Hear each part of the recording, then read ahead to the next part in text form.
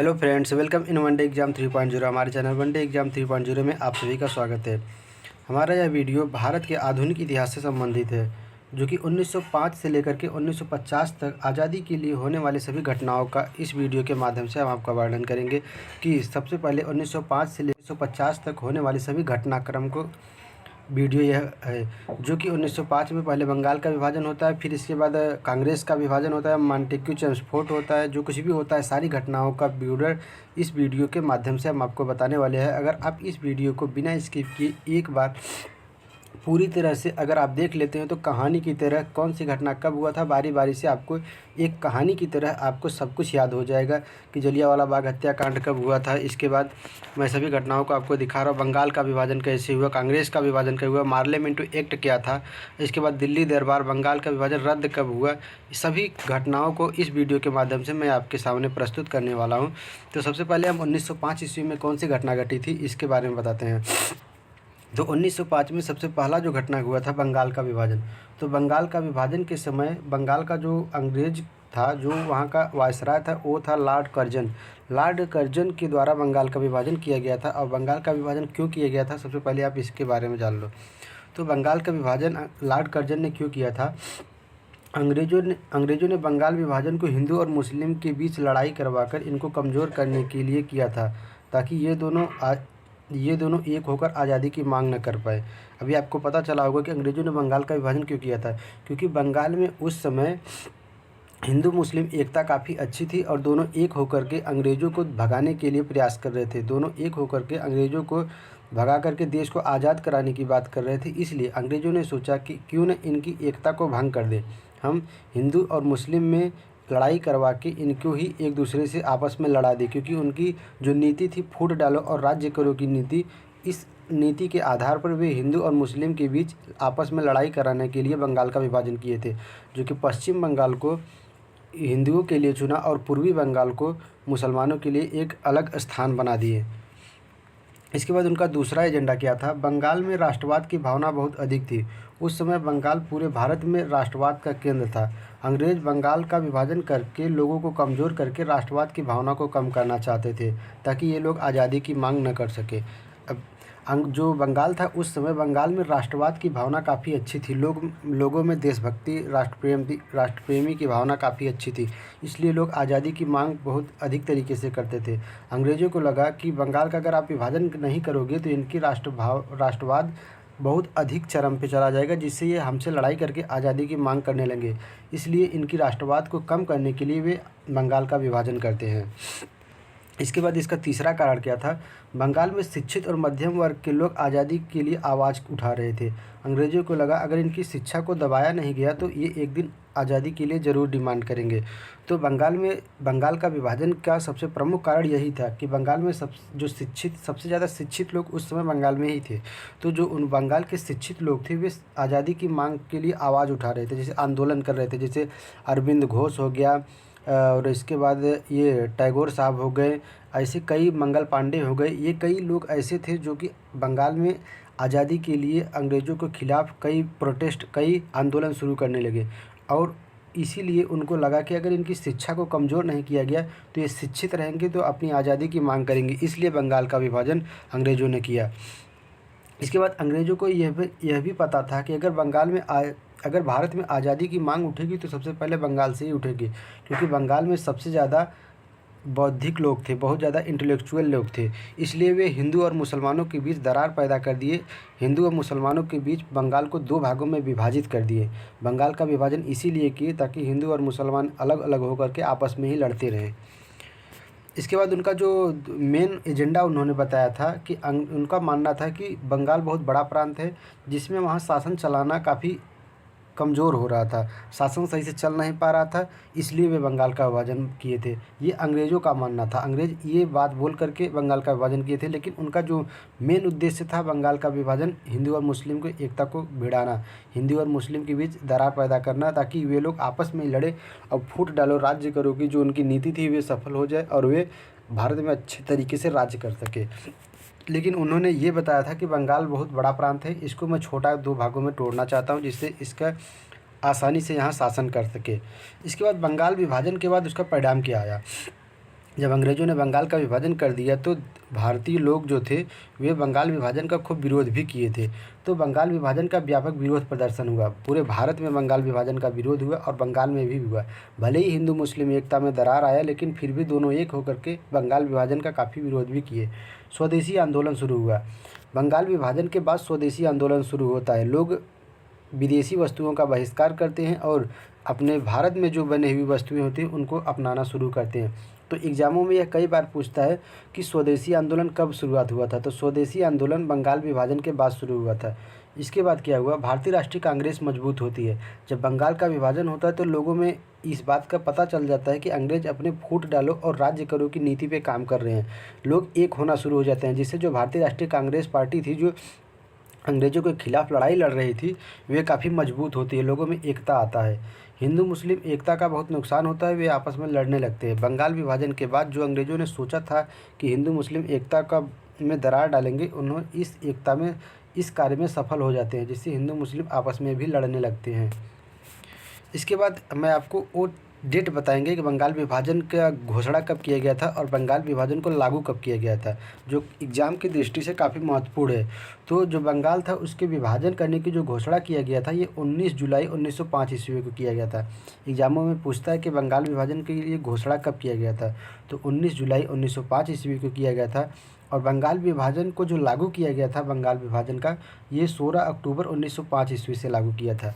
Exam SSC MTS CGL तथा CHSL और RRB NTPC के एग्ज़ामों में यह कई बार पूछा जाने वाला प्रश्न है कि बंगाल विभाजन को लागू कब किया गया था। तो बंगाल विभाजन को 16 अक्टूबर 1905 ईस्वी में लागू किया गया था। और यह भी एग्जाम में पूछता है बंगाल विभाजन के समय बंगाल का वायसराय कौन था। तो बंगाल का वायसराय उस समय लॉर्ड कर्जन था। बंगाल का विभाजन लॉर्ड कर्जन के द्वारा किया गया था। अंग्रेज़ों का जो भारत में प्रतिनिधित्व था वह लॉर्ड कर्जन था। इसके बाद बंगाल विभाजन के विरोध में भारतीयों ने विदेशी वस्तुओं का बहिष्कार करके स्वदेशी आंदोलन चलाते थे, स्वदेशी वस्तुओं का अपनाना शुरू कर दिए थे। इसके बाद जब बंगाल का विभाजन हो जाता है तो फिर इसके बाद होता है कांग्रेस का विभाजन। कांग्रेस में भी फूट हो जाता है, उनकी कांग्रेस एक तरीके से सहमत जैसी हुई थी। इसी तौर पे फिर बाद में कांग्रेस में दो विचार जन्म लेते हैं, एक गरम दल, एक नरम दल। कुछ लोगों का मानना होता है कि भारत की आज़ादी के लिए हमें अंग्रेज़ों से डटकर मुकाबला करना चाहिए, उनको यहाँ से लड़ के भगाना चाहिए। और कुछ लोगों का मानना होता है कि हमें अंग्रेज़ों को शांति प्रिय तरीके से कानूनी तौर पर उन्हें भगाना चाहिए। इसलिए मैं आपको बता रहा हूँ कब अंग्रेज़ों के लिए लड़ाई के लिए भारत में कांग्रेस के बीच दो दल बन जाते हैं। जब 1905 ईस्वी में कांग्रेस का बनारस में अधिवेशन होता है, 1905 ईस्वी में कांग्रेस का बनारस अधिवेशन होता है, जिसकी अध्यक्षता गोपाल कृष्ण गोखले के द्वारा किया जाता था। इस अधिवेशन में कांग्रेस पार्टी में दो विचारों का जन्म होता है, एक नरम दल और एक गरम दल। जब 1905 ईस्वी में कांग्रेस का अधिवेशन होता है बनारस अधिवेशन होता है, तो वे गोपाल कृष्ण गोखले की अध्यक्षता में बनारस अधिवेशन होता है। इसी अधिवेशन में कांग्रेस में दो विचार जन्मते हैं, एक गरम दल और एक नरम दल। गरम दल वाले का मानना रहता है कि अंग्रेज़ों से लड़ाई लड़ करके हमें आज़ादी छीन लेनी चाहिए, उनको यहाँ से भगा देना चाहिए, कोई नियम कानून नहीं, कोई कुछ नहीं, उनको हिंसात्मक तरीके से मार के यहाँ से भगा देना चाहिए। और जो नरम दल वाले लोग थे, उन लोगों का मानना था कि नहीं, हम अंग्रेज़ों को भगाएंगे लेकिन उनको अहिंसात्मक तरीके से, कोई हिंसा नहीं करेंगे, नियम और कानूनी तौर से उनको भगाएंगे। गरम और नरम दल के बीच यही एक विचार था। फिर इसके बाद मैं बताऊंगा कांग्रेस का विभाजन क्यों हुआ।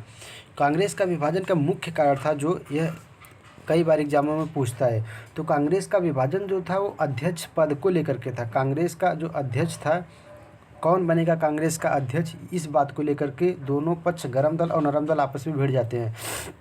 जो गरम दल के वाले थे वे लाला लाजपत राय को कांग्रेस का अध्यक्ष बनाना चाहते थे, और जो नरम दल के लोग थे वे रास बिहारी बोस को कांग्रेस का अध्यक्ष बनाना चाहते थे। तो बाद में गरम दल वालों की बात न सुन करके जो नरम दल वाले थे उनकी बात को सुन लिया जाता है, कांग्रेस का अध्यक्ष रास बिहारी बोस को बना दिया जाता है। जब रास बिहारी बोस कांग्रेस का अध्यक्ष बन जाते हैं तो जो गरम दल वाले थे वे निराश हो जाते हैं, इसलिए वे कांग्रेस से एक अलग दल बना लेते हैं गरम दल के रूप में, और नरम दल जो थे वे अलग हो जाते हैं। तो कांग्रेस में फूट हो जाता है। और यह कब फूट होता है मैं इसके बारे में बताता हूँ।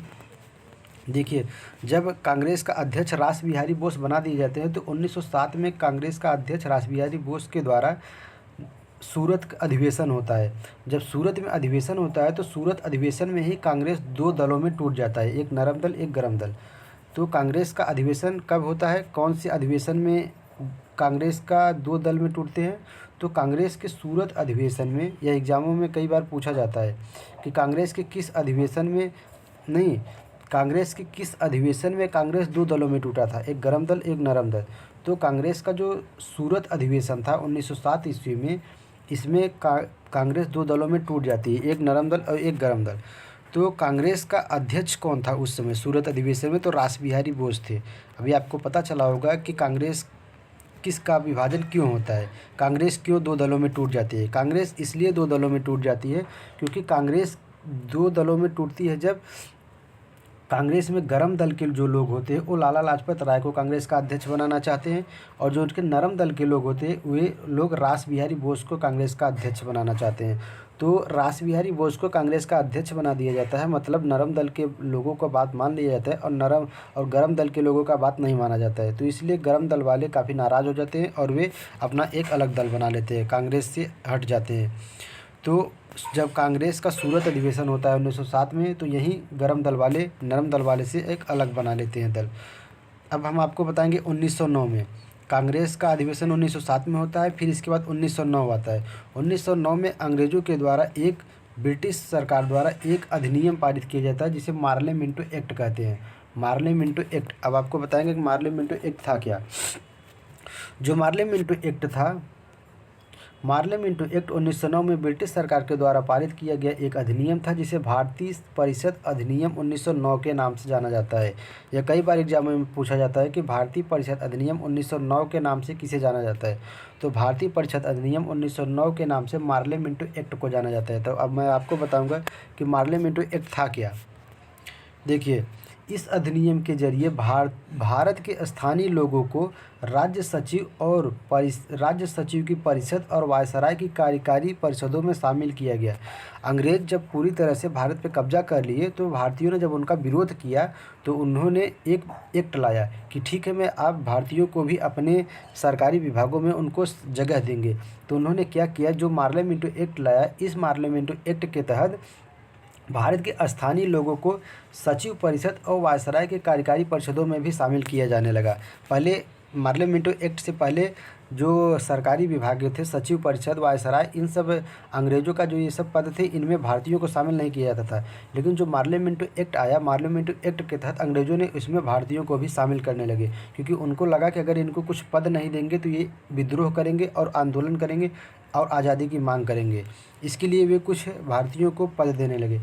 और इसके बाद मार्ले मिंटो एक्ट अधिनियम के तहत विधान परिषदों में सुधार किया गया, उसमें भारतीयों की भूमिका को बढ़ाई गई। फिर इसके बाद मार्ले मिंटो एक्ट के तहत, इस अधिनियम के तहत मुस्लिम सदस्यों के लिए अलग निर्वाचन की व्यवस्था किया गया। मार्ले मिंटो एक्ट का सबसे प्रमुख रीज़न यही था, अंग्रेज़ों के द्वारा जो लाया गया था मार्ले मिंटो एक्ट, इसका सबसे प्रमुख व्यवस्था यही था कि मुस्लिम सदस्यों के लिए अलग निर्वाचन की व्यवस्था। अब आपको पता चला होगा कि मार्ले मिंटो एक्ट क्या था। इसके बाद इस अधिनियम के तहत निर्वाचित भारतीयों को प्रस्ताव पेश करने, बजटीय मामलों में बहस करने और पूरक प्रश्नों को पूछने की अनुमति मिली।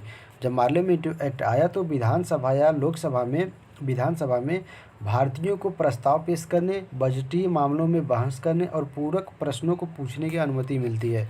इसके बाद जो मार्ले मिंटो एक्ट आया, इस एक्ट के तहत बॉम्बे और मद्रास प्रशासनिक समितियों में भारतीयों को शामिल किया जाने लगा।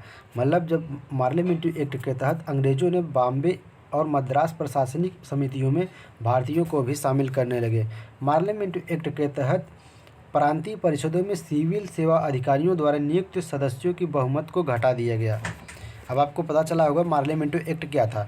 तो मार्ले मिंटो एक्ट के तहत अंग्रेज़ों के द्वारा बनाया गया सचिव परिषद और वायसराय के कार्यकारी परिषदों में भारतीयों को शामिल किया जाने लगा। इस अधिनियम के तहत विधान परिषदों में सुधार किया गया और इस अधिनियम के तहत मुस्लिम निर्वाचन के लिए सदस्यों के लिए अलग निर्वाचन की व्यवस्था किया गया। सबसे प्रमुख रीज़न यही था, एग्जामों में सबसे मेन रीज़न यही पूछता है कि मार्ले मिंटो एक्ट का प्रमुख कार्य क्या था। तो मुस्लिम सदस्यों के लिए अलग निर्वाचन की व्यवस्था किया गया था मार्ले मिंटो एक्ट के तहत। इसके बाद इस अधिनियम के तहत भारतीयों को प्रस्ताव पेश करने, बजटीय मामलों में बहस करने और पूछने की छूट मिलती है, अनुमति मिलती है अंग्रेज़ों के द्वारा। इस अधिनियम के तहत बॉम्बे, मद्रास और प्रशासनिक समितियों में भारतीयों को शामिल किया जाता है। इसके बाद जब 1909 में पार्लियामेंट्री एक्ट अधिनियम आता है, मतलब भारत में पूरी तरह से अंग्रेज़ अब कब्जा कर लेते हैं। अब उनकी भारत पे पूरी तरह से कब्जा हो जाती है, तो एक 1911 ईस्वी में दिल्ली दरबार लगता है। दिल्ली दरबार क्या है, अब इसके बारे में बताओ। अब बंगाल विभाजन को रद्द करना।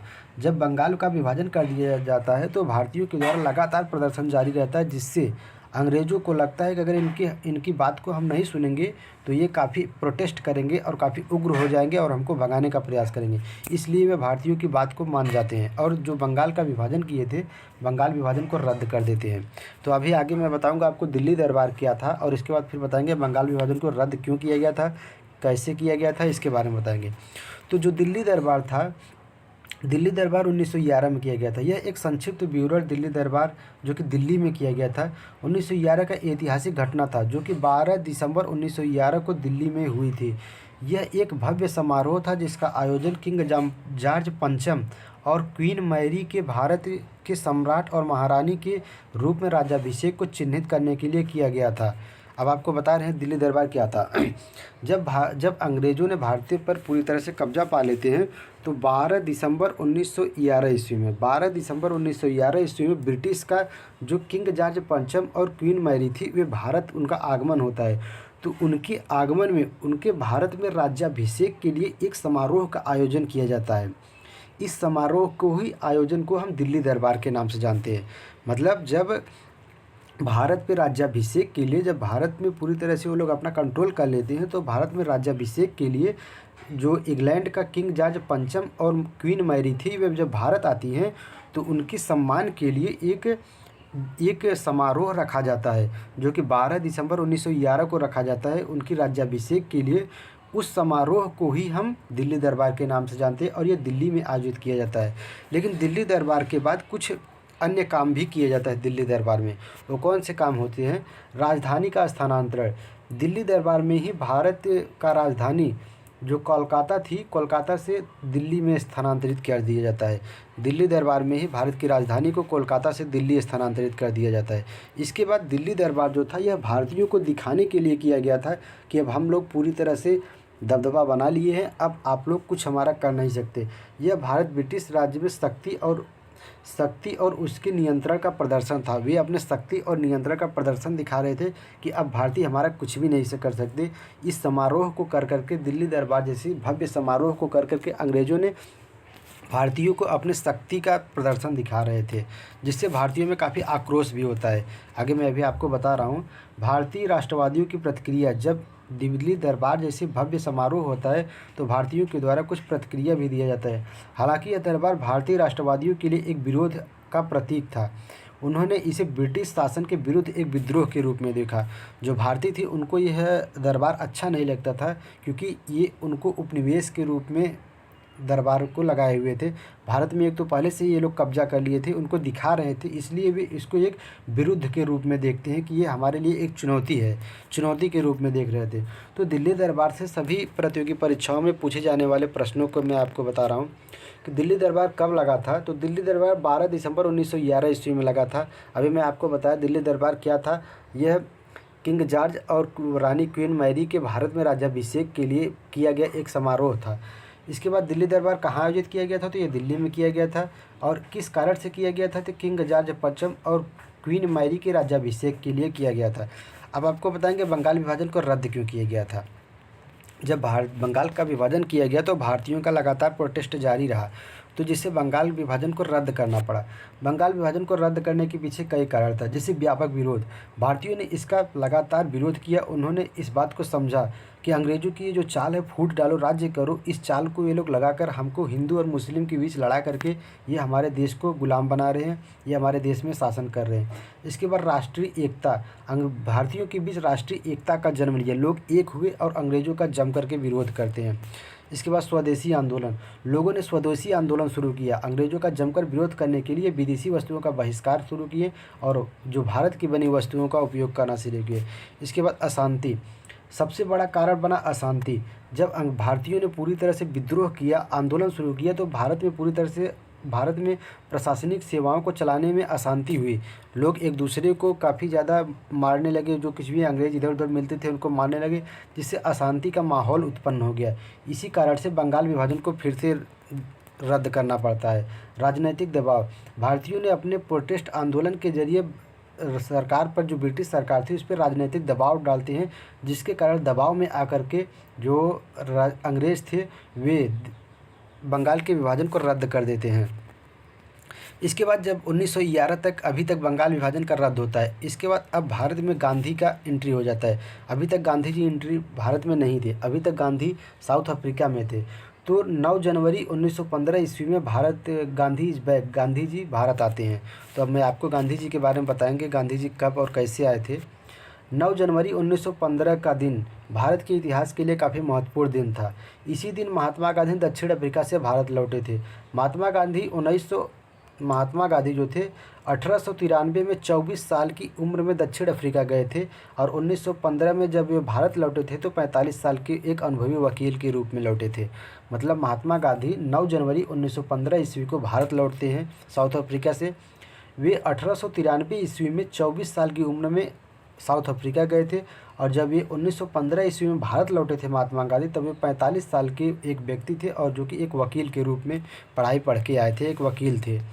तो जब महात्मा गांधी आए तो उनका मुंबई में भारतीय राष्ट्रीय कांग्रेस के द्वारा काफ़ी अच्छा से उनका सम्मान किया जाता है, स्वागत किया जाता है, और लोगों की उम्मीदें रहती है कि महात्मा गांधी अब देश की आज़ादी के लिए कुछ करेंगे। यही वो व्यक्ति है जो देश को आज़ादी दिला सकता है। भारतीय राष्ट्रीय आंदोलन, इसके बाद महात्मा गांधी के आने के बाद महात्मा गांधी के दिशा निर्देश के द्वारा कई आंदोलन होना शुरू हो जाता है, जो कि महात्मा गांधी कहते हैं कि इसे अहिंसात्मक तरीके से आंदोलन किया जाएगा। भारत लौटने के बाद उन्होंने भारतीय राष्ट्रीय आंदोलन को एक नई दिशा दिया और अहिंसा के मार्ग पर चलकर देश को आज़ाद कराने का संकल्प लिया। जब महात्मा गांधी भारत आते हैं तो वे नई आंदोलन करते हैं, और आंदोलन जो कि पुरानी आंदोलन थे उसको भी आगे बढ़ाते हैं, और वे अहिंसा के मार्ग पर चलकर देश को आज़ाद कराने का एक संकल्प लेते हैं। महात्मा गांधी जिस दिन आते हैं 9 जनवरी को ही हर साल प्रवासी भारतीय दिवस के रूप में मनाया जाता है। इसके बाद जब महात्मा गांधी आ जाते हैं तो अब देखिए कांग्रेस का गर्म दल और नरम दल को आपस में मिलन हो जाता है। महात्मा गांधी जब भारत में आते हैं तो उनको लगता है कि अगर कांग्रेस 2 दलों में टूटा रहेगा तो जिस तरीके से अंग्रेज़ हिंदू और मुसलमानों को अलग अलग तोड़ दिए, तो वे कभी कांग्रेस को भी दलों में टूटे होने की वजह से वो फ़ायदा उठा करके यहाँ पर भी राज शासन करते रहेंगे। इसलिए गांधी ने सबसे पहला यही काम किया भारत में आने के बाद, कांग्रेस के गर्म दल और नरम दल को फिर से एक किया। 1916 में कांग्रेस का लखनऊ अधिवेशन होता है, जिसकी अध्यक्षता अंबिका चरण मजूमदार जी के द्वारा किया जा रहा था। इस अधिवेशन में कांग्रेस के दोनों दल, गर्म दल और नरम दल, पुनः आपस में मिल जाते हैं। तो गर्म दल और नरम दल आपस में कब मिलते हैं, किस अधिवेशन में मिलते हैं, तो ये 1916 ईस्वी में मिलते हैं, और लखनऊ अधिवेशन में। तो लखनऊ अधिवेशन का जो कांग्रेस का अध्यक्षता था वो कौन कर रहा था, तो अंबिका चरण मजूमदार जी के द्वारा लखनऊ अधिवेशन का अध्यक्षता किया जा रहा था। इसके बाद एक एक्ट आता है home rule league movement. Home rule league movement, अब आपको मैं बताऊंगा होम रूल लीग मूवमेंट क्या था। होम रूल लीग मूवमेंट जो था ये 1916 ईस्वी में आता है। 1916 ईस्वी में क्या क्या होता है, 1916 ईस्वी में ही कांग्रेस का गर्म दल और नरम दल आपस में मिलते हैं। इसके बाद 1916 ईस्वी में ही होम रूल लीग मूवमेंट आता है। यह भारत में स्वशासन की मांग को लेकर चलाया गया एक महत्वपूर्ण राजनीतिक आंदोलन था, जो कि भारतीयों के द्वारा चलाया गया था। होम रूल लीग मूवमेंट जो था यह भारतीयों के द्वारा चलाया गया था 1916 ईस्वी में। यह आज़ादी की मांग के लिए चलाया गया एक आंदोलन था। आंदोलन का मुख्य उद्देश्य भारत को ब्रिटिश साम्राज्य के अंदर एक स्वायत्त शासन प्राप्त करना था। मतलब भारतीयों का इस आंदोलन का मुख्य उद्देश्य था कि भारतीयों के द्वारा भारत में एक शासन को प्राप्त करना और अंग्रेज़ों को यहाँ से भगाने का मेन उद्देश्य था। तो अभी मैं बताऊंगा कि इस आंदोलन के प्रमुख कारण और उद्देश्य क्या था। स्वशासन की मांग, इस आंदोलन का सबसे पहला कारण था स्वशासन की मांग। भारतीयों को यह एहसास हुआ कि वे अपने देश को शासन में भागीदारी बनने के हकदार हैं। मतलब इस समय जो भारत में पूरी तरह से ब्रिटिश सरकार चला रही है, अब इसको भारतीय भी चला सकते हैं, और जो नियम कानून बने हुए कानून के तौर पर, कानून के हिसाब से वे भी भारत को चला सकते हैं। इसके बाद राष्ट्रीय एकता, जो होम रूल लीग मूवमेंट था, इस आंदोलन के तहत भारत में राष्ट्रीय एकता का जन्म होता है। लोग एकजुट होते हैं और एकजुट होने के साथ साथ काफ़ी अच्छे तरीके से आंदोलन को शुरुआत करते हैं। तो होम रूलिंग मूवमेंट का सबसे पहला कारण था आज़ादी की मांग, राष्ट्रीय एकता। इसके बाद ब्रिटिश शासन के खिलाफ विरोध। जब भारतीयों पर पूरी तरह से अंग्रेज़ कब्जा कर लेते हैं तो उनमें असंतोष की भावना उत्पन्न होती है और वे अंग्रेज़ों के खिलाफ लगातार प्रदर्शन करते हैं, क्योंकि वे संतुष्ट नहीं होते अंग्रेज़ों की नीति से। तो होम रूलिंग मूवमेंट का क्या उद्देश्य था, आपको पता चला होगा कि होम रूलिंग मूवमेंट क्यों लाया गया था। होम रूलिंग मूवमेंट जो लाया गया था, ये आज़ादी की मांग के लिए लाया गया था। ये राष्ट्र में एक भारतीयों के लिए राष्ट्रीय एकता को बनाए रखने और आंदोलन में सबको एक होने के लिए बनाया गया था। ब्रिटिश शासन के खिलाफ विद्रोह करने के लिए बनाया गया था होम रूलिंग मूवमेंट। तो इसको कौन कौन कहाँ से चला रहा था? बाल गंगाधर तिलक जो थे वे पुणे से चला रहे थे। इसके बाद एनी बेसेंट जो थी वे मद्रास में होम रूलिंग मूवमेंट के स्थापना किए थे। फिर इसके बाद महात्मा गांधी ने अब आंदोलन शुरू किया, अपना सत्याग्रह आंदोलन। और सबसे पहले महात्मा गांधी ने चंपारण सत्याग्रह शुरू किया 1917 ईस्वी में। 1916 ईस्वी में जब महात्मा गांधी ने कांग्रेस को दोनों दल, गरम दल और नरम दल को एक कर देते हैं, फिर इसके बाद होम रूलिंग मूवमेंट चलाते हैं, लोगों को बताते हैं कि हमको किस प्रकार एकता में रहना है और किस प्रकार अपने देश के लिए आज़ादी की मांग करना है। फिर इसके बाद जब लोगों को उन्होंने ये सब कुछ बता देते हैं तो फिर चंपारण में एक सत्याग्रह करते हैं। अब मैं आपको बताऊंगा कि चंपारण सत्याग्रह था क्या। चंपारण सत्याग्रह भारत की स्वतंत्रता संग्राम का एक महत्वपूर्ण अध्याय था। यह महात्मा गांधी द्वारा भारत में शुरू किया गया उनका पहला सविनय अवज्ञा आंदोलन था। महात्मा गांधी का भारत में शुरू होने वाला सबसे पहला सत्याग्रह जो था वो चंपारण सत्याग्रह था। यह कई बार एग्जामों में पूछता है कि महात्मा गांधी का भारत में पहला सत्याग्रह आंदोलन कौन था, तो वह 1917 में शुरू किया गया चंपारण सत्याग्रह आंदोलन था। अब आपको बताऊंगा चंपारण सत्याग्रह क्या था। तो चंपारण सत्याग्रह था जो नील की खेती, जो अंग्रेज़ थे, अंग्रेज़ किसानों के, चंपारण के किसानों को अंग्रेजी बागान मालिकों के द्वारा नील की खेती करने के लिए मजबूर किया गया था। तो जो अंग्रेज़ थे वे बिहार के चंपारण ज़िले में रहने वाले, बिहार के चंपारण के रहने वाले सभी किसानों से उनकी ज़मीनों को छीन करके उस ज़मीनों में नील की खेती करते थे। उनको नील की खेती ज़बरदस्ती उनसे करवाते थे और उस नील को विदेशों में ले जा कर के बेच देते थे। वे जो बागान मालिक थे जो कुछ और अन्य चीज़ें उपयोग में, अपने उपयोगी चीज़ों को पैदा करते थे, उनसे उन चीज़ों को बंद करा के वहाँ नील की खेती करवाते थे ज़बरदस्ती। और उस नील की खेती से जो नील पैदा होता था उसको विदेशों में बेच करके उससे अच्छा मुनाफा कमाते थे। अन्यायपूर्ण व्यवस्था, किसानों को अपनी ज़मीन का एक बड़ा हिस्सा नील की खेती के लिए देना पड़ता था, उन्हें उसका बहुत कम मुआवजा मिलता था। अंग्रेज़ किसानों का जो ज़मीन थी उनका एक बहुत बड़ा हिस्सा ज़बरदस्ती ले लेते थे नील की खेती करने के लिए और उनको उस ज़मीन का मुआवजा भी सही से नहीं देते थे या कुछ भी नहीं देते थे।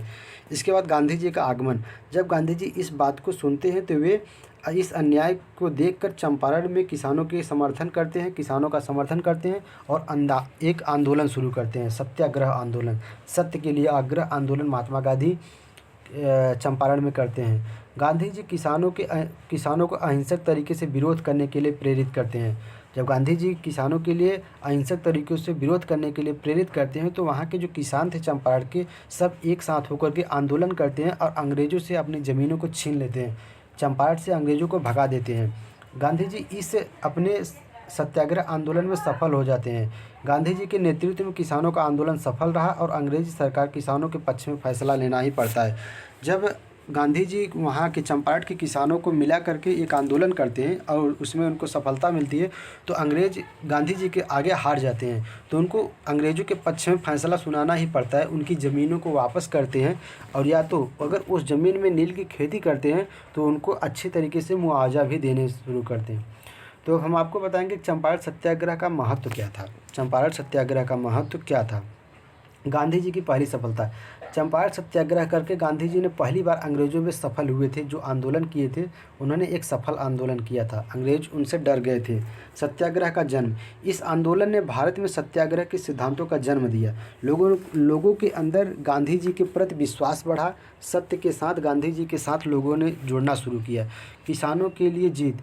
गांधी जी किसानों के लिए जीत गए कि अंग्रेज़ों से उनको मुआवजा दिलाएं, उनकी ज़मीनों को भी अंग्रेज़ों से छीन करके दिलाएं।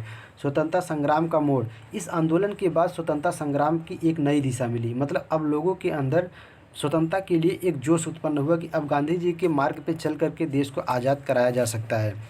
फिर इसके बाद 1919 आता है। 1919 ईस्वी में अंग्रेज़ों के द्वारा एक अधिनियम लागू किया जाता है, रोलेक्ट एक्ट अधिनियम। फिर इसके बाद मॉन्टेग्यू चेम्सफोर्ड और जलियांवाला बाग हत्याकांड होता है। तो सबसे पहले आप सुनेंगे रोलेक्ट एक्ट अधिनियम क्या था। रोलेक्ट एक्ट अधिनियम यह अंग्रेज़ों के द्वारा लाया गया एक ऐसा अधिनियम था। देखिए, रोलेक्ट एक्ट भारत की स्वतंत्रता संग्राम का एक काला अध्याय था। रोलेक्ट एक्ट अधिनियम 1919 ईस्वी में ब्रिटिश सरकार के द्वारा लाया गया एक काला कानून था। इस कानून के द्वारा सरकार को किसी भी व्यक्ति को बिना मुकदमा, बिना किसी सबूत और बिना किसी अपील के 2 साल के लिए जेल में डालने का अधिकार दिया गया था, क्योंकि जिसे रोलेक्ट एक्ट कहा जाता था। अब आपको पता चला होगा रोलेक्ट एक्ट क्या है। जब गांधी जी सत्याग्रह आंदोलन करते हैं और वे बिहार के चंपारण में जीत जाते हैं, तो अंग्रेज़ों को लगता है कि अब ये गांधी को आंदोलन को दबाने के लिए कोई ऐसा कानून बनाना पड़ेगा जिससे ये लोग डर जाएं। तो अंग्रेज़ों ने एक ऐसा कानून बनाया कि वे भारतीयों को बिना किसी मुकदमा के, अगर किसी पे कोई भी मुकदमा रहता था फिर भी उसे गिरफ्तार कर लेते थे। ये रोलेक्ट एक्ट अधिनियम के तहत बिना किसी सबूत के, किसी के पास कोई सबूत भी नहीं रहता था फिर भी उसे गिरफ्तार कर लेते, और बिना किसी अपील के लोगों को पकड़कर उनको 2 साल तक जेल में डाल देते थे। कुल मिला जुला के अंग्रेज़ों का एक ही सिद्धांत था, भारतीयों के अंदर डर पैदा करना अंग्रेज़ों का। लेकिन भारतीय इससे डरते नहीं है। अभी मैं आपको बताऊंगा आगे किस तरीके से वे लड़ते जाते हैं। ब्रिटिश सरकार को चुनौती। रोलेक्ट एक्ट क्यों लाया गया था, इसको देखिए। ब्रिटिश सरकार को चुनौती भारत में बढ़ते स्वतंत्रता संग्राम और ब्रिटिश शासन के खिलाफ हो रहे विरोध को दबाने का था। मतलब रोलेक्ट एक्ट क्यों लाया गया था, तो बढ़ते स्वतंत्रता संग्राम और ब्रिटिश शासन के खिलाफ विरोध को दबाने के लिए रोलेक्ट एक्ट लाया गया था, ताकि लोग डर जाएं और स्वतंत्रता की मांग न कर सकें। तो रोलेक्ट एक्ट क्या था मैंने आपको बता दिया। इसमें बिना किसी मुकदमा के, बिना किसी सबूत के भी लोगों को गिरफ्तार करके 2 साल तक जेल में डाल देते थे। रोलेक्ट एक्ट आपको अच्छी तरीके से समझ में आ गया होगा। अब रोलेक्ट एक्ट का परिणाम क्या निकला। जब रोलेक्ट एक्ट लागू किया गया, भारतीयों को ज़बरदस्ती पकड़ के 2 साल के लिए बिना किसी सबूत का, बिना कोई अपील का, बिना कोई गलत काम किए भी इनको जिसको पकड़ने का मन करता था ज़बरदस्ती पकड़ लेते थे।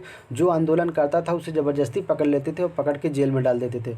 तो जब रोलेक्ट एक्ट आया तो इसका परिणाम क्या हुआ, अब आपको परिणाम के बारे में देखिए। भारतीयों में रोष। रोलेक्ट एक्ट के इस कानून का कारण भारतीयों में ब्रिटिश शासन के खिलाफ रोष बढ़ गया, मतलब लोगों में गुस्सा बहुत ज़्यादा हुआ। जलियांवाला बाग हत्याकांड। रोलेक्ट एक्ट के बाद अंग्रेज़ों के द्वारा जलियांवाला बाग हत्याकांड किया जाता है। अभी मैं आपको बताऊंगा कि जलियांवाला बाग हत्याकांड क्या है, आगे मैं आपको बताऊंगा इसका। भारतीयों में भारतीय राष्ट्रीय कांग्रेस का विरोध। भारतीय राष्ट्रीय कांग्रेस ने इस कानून का विरोध किया और असहयोग आंदोलन शुरू किया। रोलेक्ट एक्ट जब आया तो इसका परिणाम यही हुआ कि भारतीय राष्ट्रीय कांग्रेस के द्वारा रोलेक्ट एक्ट कानून का काफ़ी विरोध किया गया और उन्होंने असहयोग आंदोलन शुरू किया। कि एग्जामों में यह कई बार पूछता है कि असहयोग आंदोलन कब शुरू किया गया था, तो यह रोलेक्ट एक्ट अधिनियम के बाद शुरू किया गया था। असहयोग आंदोलन क्या था, तो अंग्रेज़ों का किसी भी प्रकार का कोई सहायता नहीं किया जाएगा, यह एक असहयोग आंदोलन था। अब मैं आपको बताऊंगा मॉन्टेग्यू चेम्सफोर्ड एक्ट क्या था। जब लोगों ने रोलेक्ट एक्ट का काफ़ी विरोध किया तो अंग्रेज़ों को लगा कि अब इनको कुछ न कुछ ऐसा दिया जाए जिससे ये इसको विरोध न कर पाएँ। अंग्रेज़ों की चाल बहुत सोची समझी थी। जैसे अगर आप किसी का कुछ ले लो और वह जब आपका विरोध करने लगे तो आप उसमें से उसको कुछ थोड़ा अंश दे दो तो शांत हो जाएगा कुछ। अंग्रेज़ इसी तरीके से करते थे, सभी को गिरफ्तार कर लेते थे। बाद में जब लोग विरोध करना शुरू करते थे तो कोई ऐसा छोटा मोटा कानून बना देते थे जिससे वो लोग कुछ शांत हो जाते थे। तो देखिए, मॉन्टेग्यू चेम्सफोर्ड 1919 मॉन्टेग्यू चेम्सफोर्ड एक एक्ट आया था। मॉन्टेग्यू चेम्सफोर्ड सुधार और भारत सरकार अधिनियम 1909 में भारत में ब्रिटिश शासन के दौरान एक महत्वपूर्ण संवैधानिक सुधार था। इसका उद्देश्य भारत में धीरे धीरे स्वशासन की स्थापना करना था। तो मॉन्टेग्यू चेम्सफोर्ड की विशेषता क्या थी, द्वैत शासन की व्यवस्था। केंद्र और प्रांत में शासन के 2 भागों में बांटा जाएगा। जो केंद्र और प्रांतों में शासन था उसको 2 भागों में बांटा गया। एक भाग ब्रिटिश अधिकारियों के हाथ में गया, एक भाग ब्रिटिश अधिकारियों के नियंत्रण में और दूसरा भाग भारतीयों के नियंत्रण में आया। जो मॉन्टेग्यू चेम्सफोर्ड जो एक्ट था, इसके तहत केंद्र और प्रांतों को 2 भागों में बांटा गया और इसका एक भाग को ब्रिटिश अधिकारियों के हाथ में चला गया और एक भाग भारतीयों के हाथ में आ गया।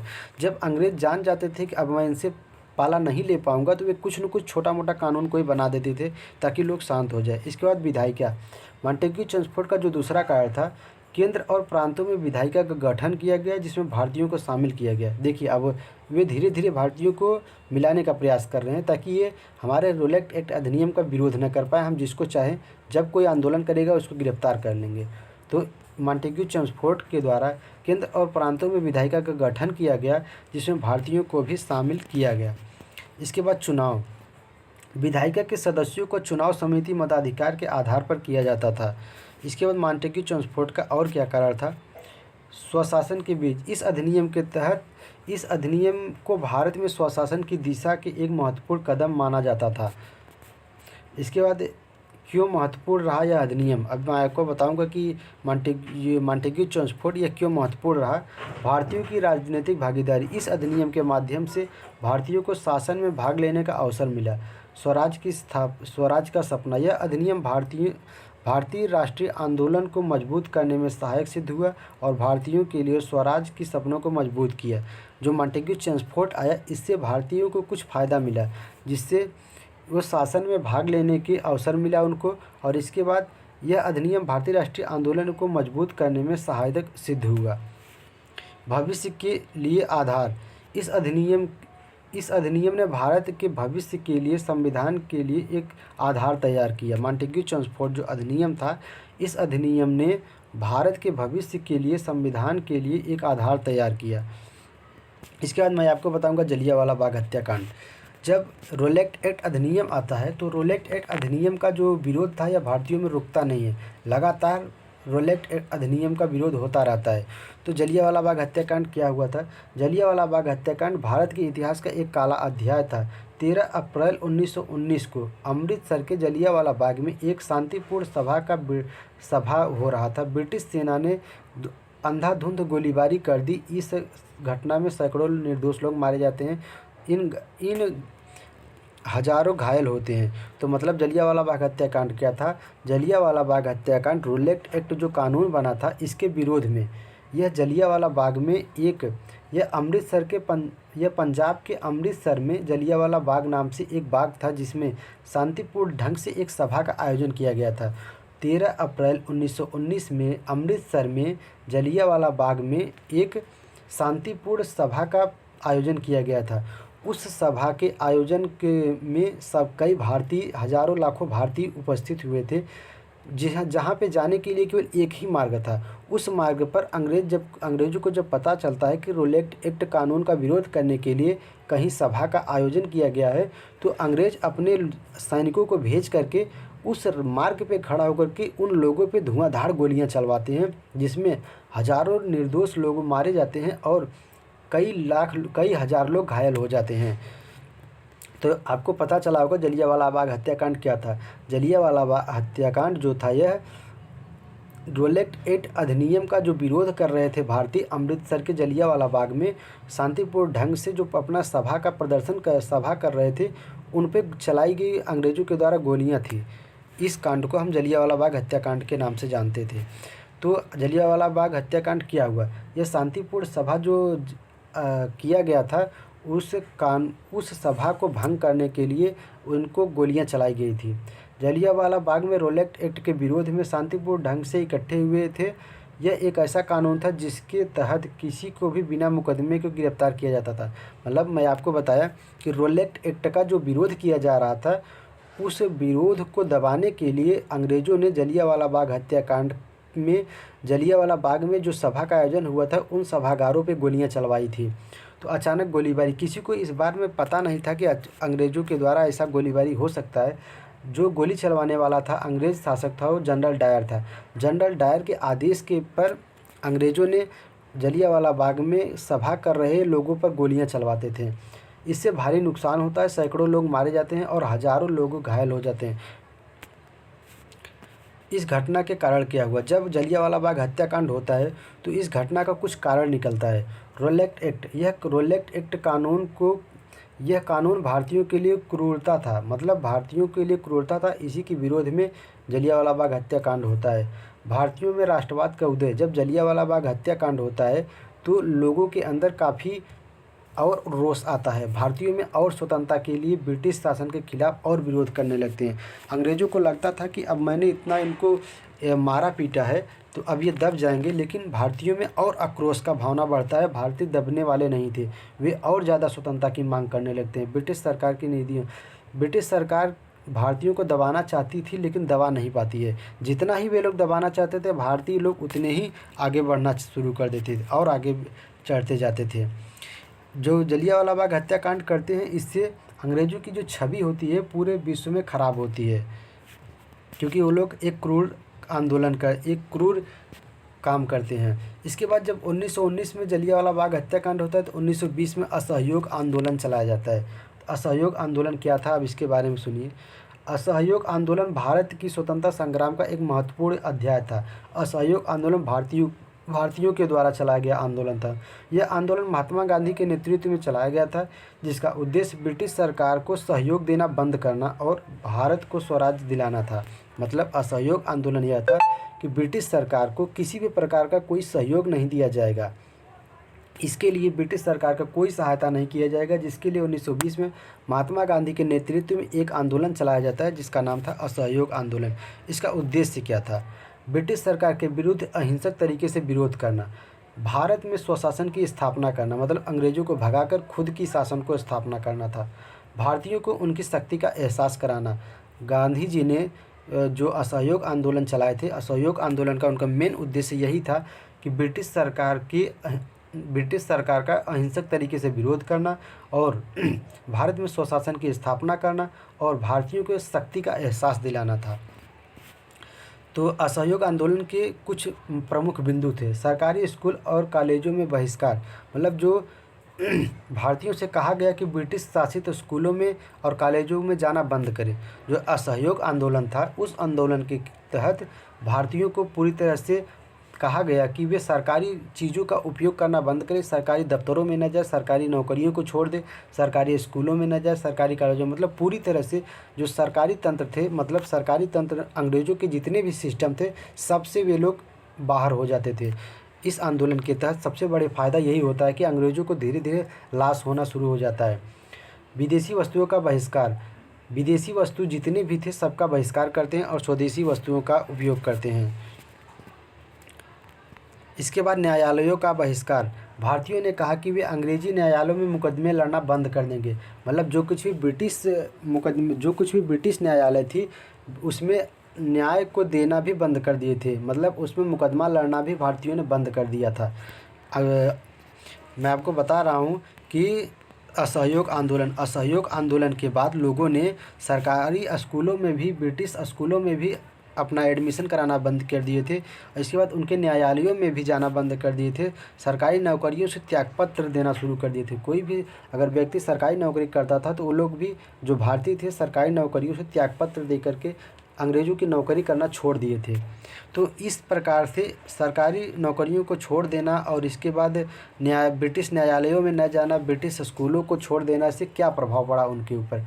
असहयोग आंदोलन का भारत पे प्रभाव क्या पड़ा, अंग्रेज़ों पे क्या प्रभाव पड़ा? इस आंदोलन ने भारतीयों को राष्ट्रीय एकता की भावना पैदा की है। मतलब लोग एकजुट हुए और लोगों में एक आत्मीय बल उत्पन्न हुआ कि अब हम अंग्रेज़ों का जमकर विरोध करेंगे और उनसे आज़ादी लेकर के ही रहेंगे। ब्रिटिश सरकार को भारत में अपनी पकड़ कमज़ोर महसूस हुई। जब असहयोग आंदोलन शुरू किया गया महात्मा गांधी जी के द्वारा, तो असहयोग आंदोलन में ही ब्रिटिश सरकार को अपने पकड़ को कमज़ोर महसूस हुई। ब्रिटिश सरकार को ऐसा लगा कि अब हमारी मजबूत जो पकड़ थी अब वो कमज़ोर हो रही है, अब हम लोग काफ़ी कमज़ोर हो रहे हैं। इस आंदोलन ने भारतीय स्वतंत्रता संग्राम को एक नई दिशा दिया। जो असहयोग आंदोलन था, इस आंदोलन ने भारतीय स्वतंत्रता संग्राम को एक नई दिशा देते हैं। असफलता के कारण चौरी चौरा की घटना, इसके बाद मैं आपको चौरी चौरा की घटना बताएंगे। फिर इसके बाद भारतीयों के द्वारा एक चौरी चौरा कांड किया जाता है। चौरी चौरा कांड किया था 5 फरवरी 1922 ईस्वी में। एक चौरी चौरा उत्तर प्रदेश के एक चौरी चौरा गोरखपुर ज़िले में एक चौरी चौरा गाँव था, एक चौरी चौरा तहसील थाना था, जहाँ पर पे एक कांड किया जाता है। चौरी चौरा उत्तर प्रदेश के गोरखपुर के पास एक कस्बा था, जहाँ 4 फरवरी 1922 को भारतीयों ने ब्रिटिश सरकार की एक पुलिस चौकी को में आग लगा दिया जाता है, जिसमें छुपे 22 पुलिसकर्मी जिंदा जलकर मर जाते हैं। इस घटना को चौरी चौरा कांड के नाम से जाना जाता है। मतलब आपको चौरी चौरा कांड के बारे में पता होगा कि 4 फरवरी 1922 ईस्वी को चौरी चौरा घटना किया जाता है। 4 फरवरी 1922 ईस्वी को चौरी चौरा कांड किया जाता है। इस कांड में उत्तर प्रदेश के गोरखपुर ज़िले के एक चौरी चौरा नाम से कस्बा होता है, जहाँ पे एक थाना होता है। उस थाने में 22 पुलिसकर्मी थे और भारतीयों के द्वारा उस थाने में आग लगा दी जाती है, जिससे पूरा थाना जल जाता है। उसमें 22 पुलिसकर्मी मर जाते हैं जल करके, जिसे चौरी चौरा कांड के नाम से जाना जाता है। फिर इसके बाद आता है स्वराज का गठन, उस स्वराज का गठन। फिर इसके बाद चौरी चौरा घटना कब होता है? तो चौरी चौरा घटना 1922 ईस्वी में होता है। फिर इसके बाद 1923 ईस्वी में स्वराज का गठन किया जाता है। इस दल का स्थापना 1 जनवरी 1923 ईस्वी में किया जाता है। जो स्वराज पार्टी का गठन था, स्वराज पार्टी का गठन 1 जनवरी 1923 ईस्वी में किया जाता है। कई बार यह एग्जाम में पूछता है कि स्वराज पार्टी का गठन कब किया गया था। तो स्वराज पार्टी का जो गठन किया गया था वह 1 जनवरी 1923 ईस्वी को किया गया था। और किसने किया था? तो स्वराज पार्टी का गठन देश बंधु चित्तरंजन दास और मोतीलाल नेहरू जी के द्वारा किया गया था। यह दल भारतीयों के लिए अधिक स्वशासन और राजनीतिक स्वतंत्रता की प्राप्ति के लिए कार्य कर रहा था। जो स्वराज पार्टी का गठन किया गया था, यह किस लिए किया गया था? भारतीयों के लिए स्वतंत्रता प्राप्ति के लिए स्वराज पार्टी का गठन किया गया था। तो कई बार एग्जाम में पूछता है कि स्वराज पार्टी की स्थापना कब हुआ था और किसके द्वारा किया गया था। यह आप अवश्य अच्छी तरीके से जान लीजिएगा। स्वराज पार्टी की स्थापना 1 जनवरी 1923 ईस्वी को किया गया था। यह चित्तरंजन दास के द्वारा और मोतीलाल नेहरू जी के द्वारा किया गया था। स्वराज पार्टी का उद्देश्य क्या था, मैं आपको बताऊंगा। स्वशासन की प्राप्ति, मतलब खुद के शासन को प्राप्ति, भारत को आज़ाद दिलाना स्वराज पार्टी का मुख्य उद्देश्य था। भारतीयों के लिए अधिक स्वशासन और राजनीतिक स्वतंत्रता हासिल करना। विधानसभाओं में प्रवेश करके ब्रिटिश सरकार की नीतियों की आलोचना करना और भारतीयों के हितों की रक्षा करना। जो स्वराज पार्टी का दूसरा प्रमुख कार्य था, विधानसभाओं में प्रवेश करके ब्रिटिश सरकार की नीतियों का आलोचना करना और भारतीय हितों की रक्षा करना स्वराज पार्टी का मुख्य उद्देश्य था। इसके बाद संसदीय तरीकों से लड़ाई। असहयोग आंदोलन के बाद स्वराज पार्टी ने संसदीय तरीकों से ब्रिटिश सरकार के खिलाफ लड़ाई लड़ने की फैसला किया। मतलब अब संसद में जाकर के ब्रिटिश सरकार का विरोध करना चाहते थे। स्वराज पार्टी का यही नियम, स्वराज पार्टी का यही उद्देश्य था। स्वराज पार्टी की प्रमुख उपलब्धियाँ। स्वराज पार्टी ने क्या क्या उपलब्धि हासिल की? विधानसभाओं में सफलता। उत्तर प्रदेश और बम्बई जैसे कई प्रांतों में विधानसभाओं में स्वराज पार्टी को अच्छी तरीके से सफलता मिलती है। कपास पर उत्पादक शुल्क समाप्त। स्वराज पार्टी कपास पर लगे उत्पादक शुल्क को समाप्त कराने में सफल हो जाती है। अंग्रेज़ों के द्वारा कपास के ऊपर एक शुल्क लगाया गया था। जो इंडियन कपास उत्पादित करते थे उस पर शुल्क लगा दिए थे। जो स्वराज पार्टी था वो अंग्रेज़ों के द्वारा लगाए गए शुल्क को समाप्त कर देता है। नमक पर कटौती। नमक पर काफ़ी ज़्यादा टैक्स ले रहे थे अंग्रेज। स्वराज पार्टी ने नमक की कटौती को करवाने के लिए एक महत्वपूर्ण भूमिका निभाई। इसके बाद क्या होता है, 1923 ईस्वी में जब स्वराज पार्टी की स्थापना होती है, फिर इसके बाद 1925 आता है। 1925 में भारतीयों ने एक काकोरी ट्रेन डकैती करते हैं। अभी आपको बताएंगे काकोरी ट्रेन डकैती किस तरीके से। देखिए, भारतीय आज़ादी के लिए दिन प्रतिदिन आगे बढ़ते जा रहे हैं। स्वराज पार्टी की स्थापना की है, अब इसके बाद काकोरी ट्रेन डकैती करेंगे। कैसे करेंगे? क्योंकि काकोरी ट्रेन डकैती क्यों किया जाता है, पहले आप इसके बारे में जानिए। काकोरी ट्रेन डकैती इसलिए किया जाता है कि अंग्रेज़ों के पास हथियार और काफ़ी उच्च कैटेगरी के हथियार और तोप विमान थे, जिससे वे भारतीयों पे हमला बहुत अच्छे तरीके से कर लेते थे। और भारतीयों के पास अंग्रेज़ों के मुकाबले हथियार काफ़ी कम थे। हथियार भी कम थे, इनके पास पैसे भी कम हुआ करते थे, क्योंकि इनके सारे माल पर अंग्रेज़ों का कब्जा था। अंग्रेज़ इनके सभी कपास जैसे हो गया, कुछ भी हो गया, सब कुछ अंग्रेज़ उठा के विदेशों में बेच देते थे। भारत को एकदम कंगाल कर दिए थे, इसलिए भारतीयों के पास कुछ बचा नहीं था। तो भारतीय अब अंग्रेज़ों के ही सामग्रियों को लूट करके, उनके ही हथियारों को लूट करके उनसे ही लड़ना शुरू कर दिए थे। तो ऐसे करने वाले जो दल थे वे गरम दल के लोग थे। तो मैं आपको बताऊंगा कि काकोरी ट्रेन डकैती क्या था। 1925 ईस्वी में किया जाता है काकोरी ट्रेन डकैती। काकोरी ट्रेन डकैती भारत की स्वतंत्रता संग्राम का एक ऐतिहासिक अध्याय था। काकोरी ट्रेन डकैती भारतीय स्वतंत्रता संग्राम का एक महत्वपूर्ण अध्याय है। 9 अगस्त 1925 को उत्तर प्रदेश के एक काकोरी में हुई इस घटना का क्रांतिकारियों ने ब्रिटिश सरकार के खजाने को लूटने की कोशिश की थी। मतलब अब इसको मैं अपने भाषा में बता रहा हूँ। काकोरी ट्रेन डकैती 9 अगस्त 1925 ईस्वी में किया गया था। यह उत्तर प्रदेश के काकोरी में हुआ था। उत्तर प्रदेश के काकोरी में एक बार अंग्रेज़ों के द्वारा एक ट्रेन जा रही थी, जो मालगाड़ी थी, जिस पे काफ़ी ज़्यादा धन संपदा रखा हुआ था और उसमें काफ़ी ज़्यादा हथियार, बम बारूद, तोप आदि सब थे। तो भारत के 3 व्यक्ति ऐसे थे जो उस ट्रेन को लूट लेते हैं। उस ट्रेन को रास्ते में ही रोक करके ट्रेन में जितने भी संपदाएँ थी सब अपने व्यक्तियों के द्वारा लूट लेते हैं। फिर उसी हथियारों के द्वारा अंग्रेज़ों से लड़ाई लड़ते हैं, क्योंकि इनके पास तो कोई ऐसा हथियार था नहीं जो अंग्रेज़ों से सामना कर सके, इसलिए वे अंग्रेज़ों के ही हथियार को लूट लिए थे। यह घटना कब घटी थी? तो 9 अगस्त 1925 को काकोरी, उत्तर प्रदेश के काकोरी में यह घटना घटित हुई थी। तो इस घटना का उद्देश्य क्या था? काकोरी घटना का उद्देश्य हथियारों को लूटना था। लूटी गई रकम से क्रांतिकारी हथियार खरीदकर ब्रिटिश शासन के खिलाफ लड़ाई लड़ना चाहते थे। मतलब अंग्रेज़ों के द्वारा जो पैसे लूटे गए थे, उस पैसे से हथियार खरीद करके अंग्रेज़ों से लड़ाई लड़ना चाहते थे, क्योंकि इनके पास पैसे बहुत कम हुआ करते थे। इनके पास संपदाओं की कमी थी। इनके जो भारत की जो कुछ भी संपदा थे, उन पे अंग्रेज़ों का अधिकार था। इसलिए वे उस चीज़ों को अगर वे मांगने जाते थे तो अंग्रेज़ उनको देते नहीं थे, इसलिए वे अंग्रेज़ों से लूट लेते थे। ज़बरदस्ती लूट करके उनके ही हथियारों से उनसे ही लड़ाई लड़ते थे। इसके बाद देशभक्ति की ज्वार लगाना। इस साहसी कार्य से देशभक्ति की भावनाओं को प्रेरित करना होता है। लोगों में स्वतंत्रता संग्राम के सक्रिय रूप में शामिल होते हैं। मतलब इस घटना के बाद लोगों के अंदर देशभक्ति की भावना जगती है और लोग स्वतंत्रता संग्राम के लिए काफ़ी ज़्यादा सक्रिय हो जाते हैं। जैसे जैसे अंग्रेज़ भारतीयों को दबाना चाहते हैं, लेकिन भारतीय के अंदर स्वतंत्रता संग्राम के लिए स्वतंत्र आंदोलन करते रहते हैं और स्वतंत्रता के लिए मनोबल बढ़ते ही जाते हैं। तो काकोरी ट्रेन डकैती करने वाले कौन कौन थे? तो राम प्रसाद बिस्मिल, अशफाक उल्लाह खां, राजेंद्र लोहड़ी और चंद्रशेखर आज़ाद, ये सभी मिल करके काकोरी ट्रेन डकैती करते हैं। तो काकोरी ट्रेन डकैती का परिणाम क्या निकलता है, अभी आप देखिएगा। ब्रिटिश सरकार का क्रोध। ब्रिटिश सरकार इससे काफ़ी क्रोधित होती है। इस घटना से ब्रिटिश सरकार क्रोधित होती है। उसने क्रांतिकारियों को गिरफ्तार कर लिया। जब काकोरी ट्रेन डकैती होता है तो इससे कई क्रांतिकारी गिरफ्तार भी हो जाते हैं। शहीदों की कुर्बानी। इस घटना के बाद कई क्रांतिकारियों को फांसी की सज़ा भी हो जाती है। अंग्रेज़ों के द्वारा जब काकोरी ट्रेन डकैती में जो पकड़े जाते हैं, उनको अंग्रेज़ फांसी की सज़ा दे देते हैं। स्वतंत्रता संग्राम को बल मिलना। इस घटना ने स्वतंत्रता संग्राम को नई ऊर्जा दी और लोगों के अंदर देशभक्ति की भावना को प्रज्वलित किया। काकोरी ट्रेन डकैती के बाद लोगों के अंदर स्वतंत्रता के लिए और काफ़ी नई ऊर्जा मिलती है और वे लोग काफ़ी उग्र स्वभाव से अब अंग्रेज़ों का विरोध करना शुरू कर देते। और अब अंग्रेज़ों को लग गया था कि शायद अब हम भारत में शासन नहीं कर पाएंगे। अब वे भागने का भी प्लानिंग धीरे धीरे सोच रहे थे। इसके बाद एक कमीशन अंग्रेज़ लाते हैं। अंग्रेज़ों के द्वारा एक कमीशन लाया जाता है जिसे हम साइमन कमीशन के नाम से जानते हैं। देखिए, अभी काकोरी ट्रेन डकैती किया गया जब भारतीयों के द्वारा, कब किया गया? तो 1925 ईस्वी में। तो 1927 में अंग्रेज़ों के द्वारा एक कमीशन लाया जाता है जिसे क्या कहते हैं? Simon commission. अब मैं आपको बताऊँगा साइमन कमीशन था क्या।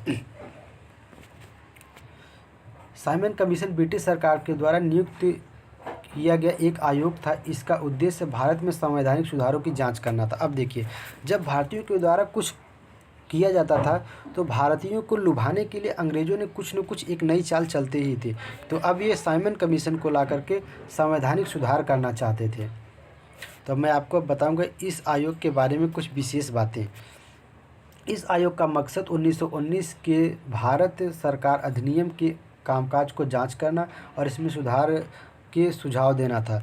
मतलब इस आयोग के द्वारा 1919 ईस्वी में जो आयोग बनाया गया था, उस आयोग की जांच करना और उसमें कुछ सुधार करना था। इस आयोग में कई भारतीय सदस्य नहीं थे। जो साइमन कमीशन आयोग बना था, इसमें भारतीय सदस्यों को शामिल नहीं किया गया था। जो साइमन कमीशन आयोग बना था, इसमें भारतीयों को शामिल नहीं किया गया था। ये केवल अंग्रेज ही इसमें शामिल थे। इस आयोग के गठन को लेकर देश में व्यापक विरोध था। जो साइमन कमीशन बनाया गया था, अंग्रेज बोल रहे थे कि इसे मैं भारतीयों के लिए बनाया हूँ, यह भारत के हित में है। लेकिन फिर भी साइमन कमीशन का भारतीयों ने जम कर के विरोध किया था, क्योंकि इस आयोग में कोई भारतीय नहीं था और ये अंग्रेज़ के द्वारा बनाया गया एक आयोग था। ये अंग्रेज़ के हित में ही काम हो रहा था, इसलिए साइमन कमीशन का भारतीयों ने खूब विरोध किया। उन्होंने साइमन कमीशन गो बैक का नारा भी लगाया, साइमन कमीशन वापस जाओ, साइमन कमीशन का नारा भी लगाया था। जबकि अंग्रेज़ों ने यह बात को बताया था कि साइमन कमीशन जो अधिनियम है यह भारतीयों के हित में है, यह भारत में कानून की व्यवस्था को लागू करने के लिए इस आयोग को लाया गया है। अंग्रेज़ों के द्वारा यह बात दिया जाता था। भारतीय राष्ट्रीय कांग्रेस और ज़्यादातर भारतीय राजनीतिक दलों ने इस आयोग का बहिष्कार किया। इस आयोग ने भारत में प्रांतीय स्वायत्त की प्रस्ताव को रखा गया। इसके बाद साइमन कमीशन को भारतीय संवैधानिक आयोग के नाम से भी जाना जाता है। जो साइमन कमीशन था इसको भारतीय संवैधानिक आयोग के नाम से भी जाना जाता है। इसकी अध्यक्षता सर जॉन साइमन ने की थी। जो साइमन कमीशन थी इसकी अध्यक्षता अंग्रेज़ों के द्वारा किया गया था, तो इसकी अध्यक्षता सर जॉन साइमन के द्वारा किया गया था। अब मैं आपको अच्छे तरीके से अपने भाषा में बताएंगे कि साइमन कमीशन था क्या। तो साइमन कमीशन अंग्रेज़ों के द्वारा लाया गया एक ऐसा संवैधानिक सुधार के लिए एक कमीशन था, एक आयोग था। अंग्रेज़ों ने बताया कि हम भारत में संवैधानिक सुधार करेंगे, संवैधानिक सुधार और जांच करेंगे ताकि भारतीयों को उच्च गुणवत्ता का जीवन मिल सके। लेकिन साइमन कमीशन का फिर भी भारतीयों ने इसका विरोध क्यों किया? साइमन कमीशन का विरोध इसलिए किया गया कि साइमन कमीशन के द्वारा जो कुछ भी निर्णय सुनाए जाते थे ये अंग्रेज़ों के हित में सुनाए जाते थे। और साइमन कमीशन जो आयोग बनाया गया था इस आयोग में कोई भारतीय नहीं था, जिसकी वजह से भारतीयों को लगा कि यह अंग्रेज़ों के द्वारा बनाया गया आयोग है, यह अंग्रेज़ों के हित में ही फैसला ले रहा है। इसमें ब्रिटिश संसद में 7 सदस्य शामिल थे।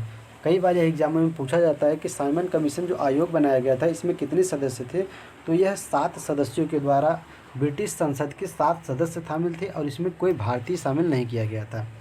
इस आयोग में क्लीमेंट एटली भी शामिल थे जो बाद में यूनाइटेड किंगडम के प्रधानमंत्री बने। इस आयोग में जो साइमन कमीशन आयोग बनता है इसमें क्लीमेंट एटली भी इसमें शामिल थे। 7 सदस्यों में उनमें ये भी शामिल थे। इसके बाद इस आयोग का गठन 1927 को किया गया था। इस आयोग ने साल 1930 में अपनी रिपोर्ट पेश की थी। देखिए साइमन कमीशन जो आयोग बनी थी, साइमन कमीशन आयोग का गठन 1927 ईस्वी में बनी थी, लेकिन इसने साइमन कमीशन ने जो रिपोर्ट पेश किया था यह 1930 ईस्वी में पेश किया था। यह काफ़ी महत्वपूर्ण है, इसको आप जानते रहिए। कई बार एग्जाम में पूछता है कि साइमन कमीशन आयोग ने अपनी रिपोर्ट कब पेश किया था, तो ये 1930 ईस्वी में पेश किया था। इसके बाद एक नेहरू रिपोर्ट आता है। साइमन कमीशन जब 1928 ईस्वी में भारत आता है, 1927 ईस्वी में भारत आता है, तो भारतीयों के द्वारा इसका विरोध किया जाता है। साइमन कमीशन वापस जाओ का नारा भी लगाते हैं। इसके बाद नेहरू रिपोर्ट आता है और इसके बाद फिर नेहरू रिपोर्ट के बाद लाहौर अधिवेशन होता है। अब देखिए, अब लाहौर अधिवेशन 1929 ईस्वी में होता है। लाहौर अधिवेशन क्या है, अब मैं आपको लाहौर अधिवेशन के बारे में बताएंगे। पूर्ण स्वराज की मांग सबसे पहले 1921 ईस्वी में अहमदाबाद के कांग्रेस अधिवेशन में की गई थी। इसके बाद 1929 ईस्वी में लाहौर के कांग्रेस अधिवेशन में पूर्ण स्वराज की मांग की गई। पूर्ण स्वराज लाहौर अधिवेशन क्यों किया गया था? लाहौर अधिवेशन भारत के जवाहरलाल नेहरू के द्वारा किया गया था। जवाहरलाल नेहरू ने लाहौर अधिवेशन में अंग्रेजों से पूर्ण स्वराज की मांग करते हैं, मतलब पूरी तरह से भारत को मुक्त किया जाए, भारत को आज़ाद किया जाए।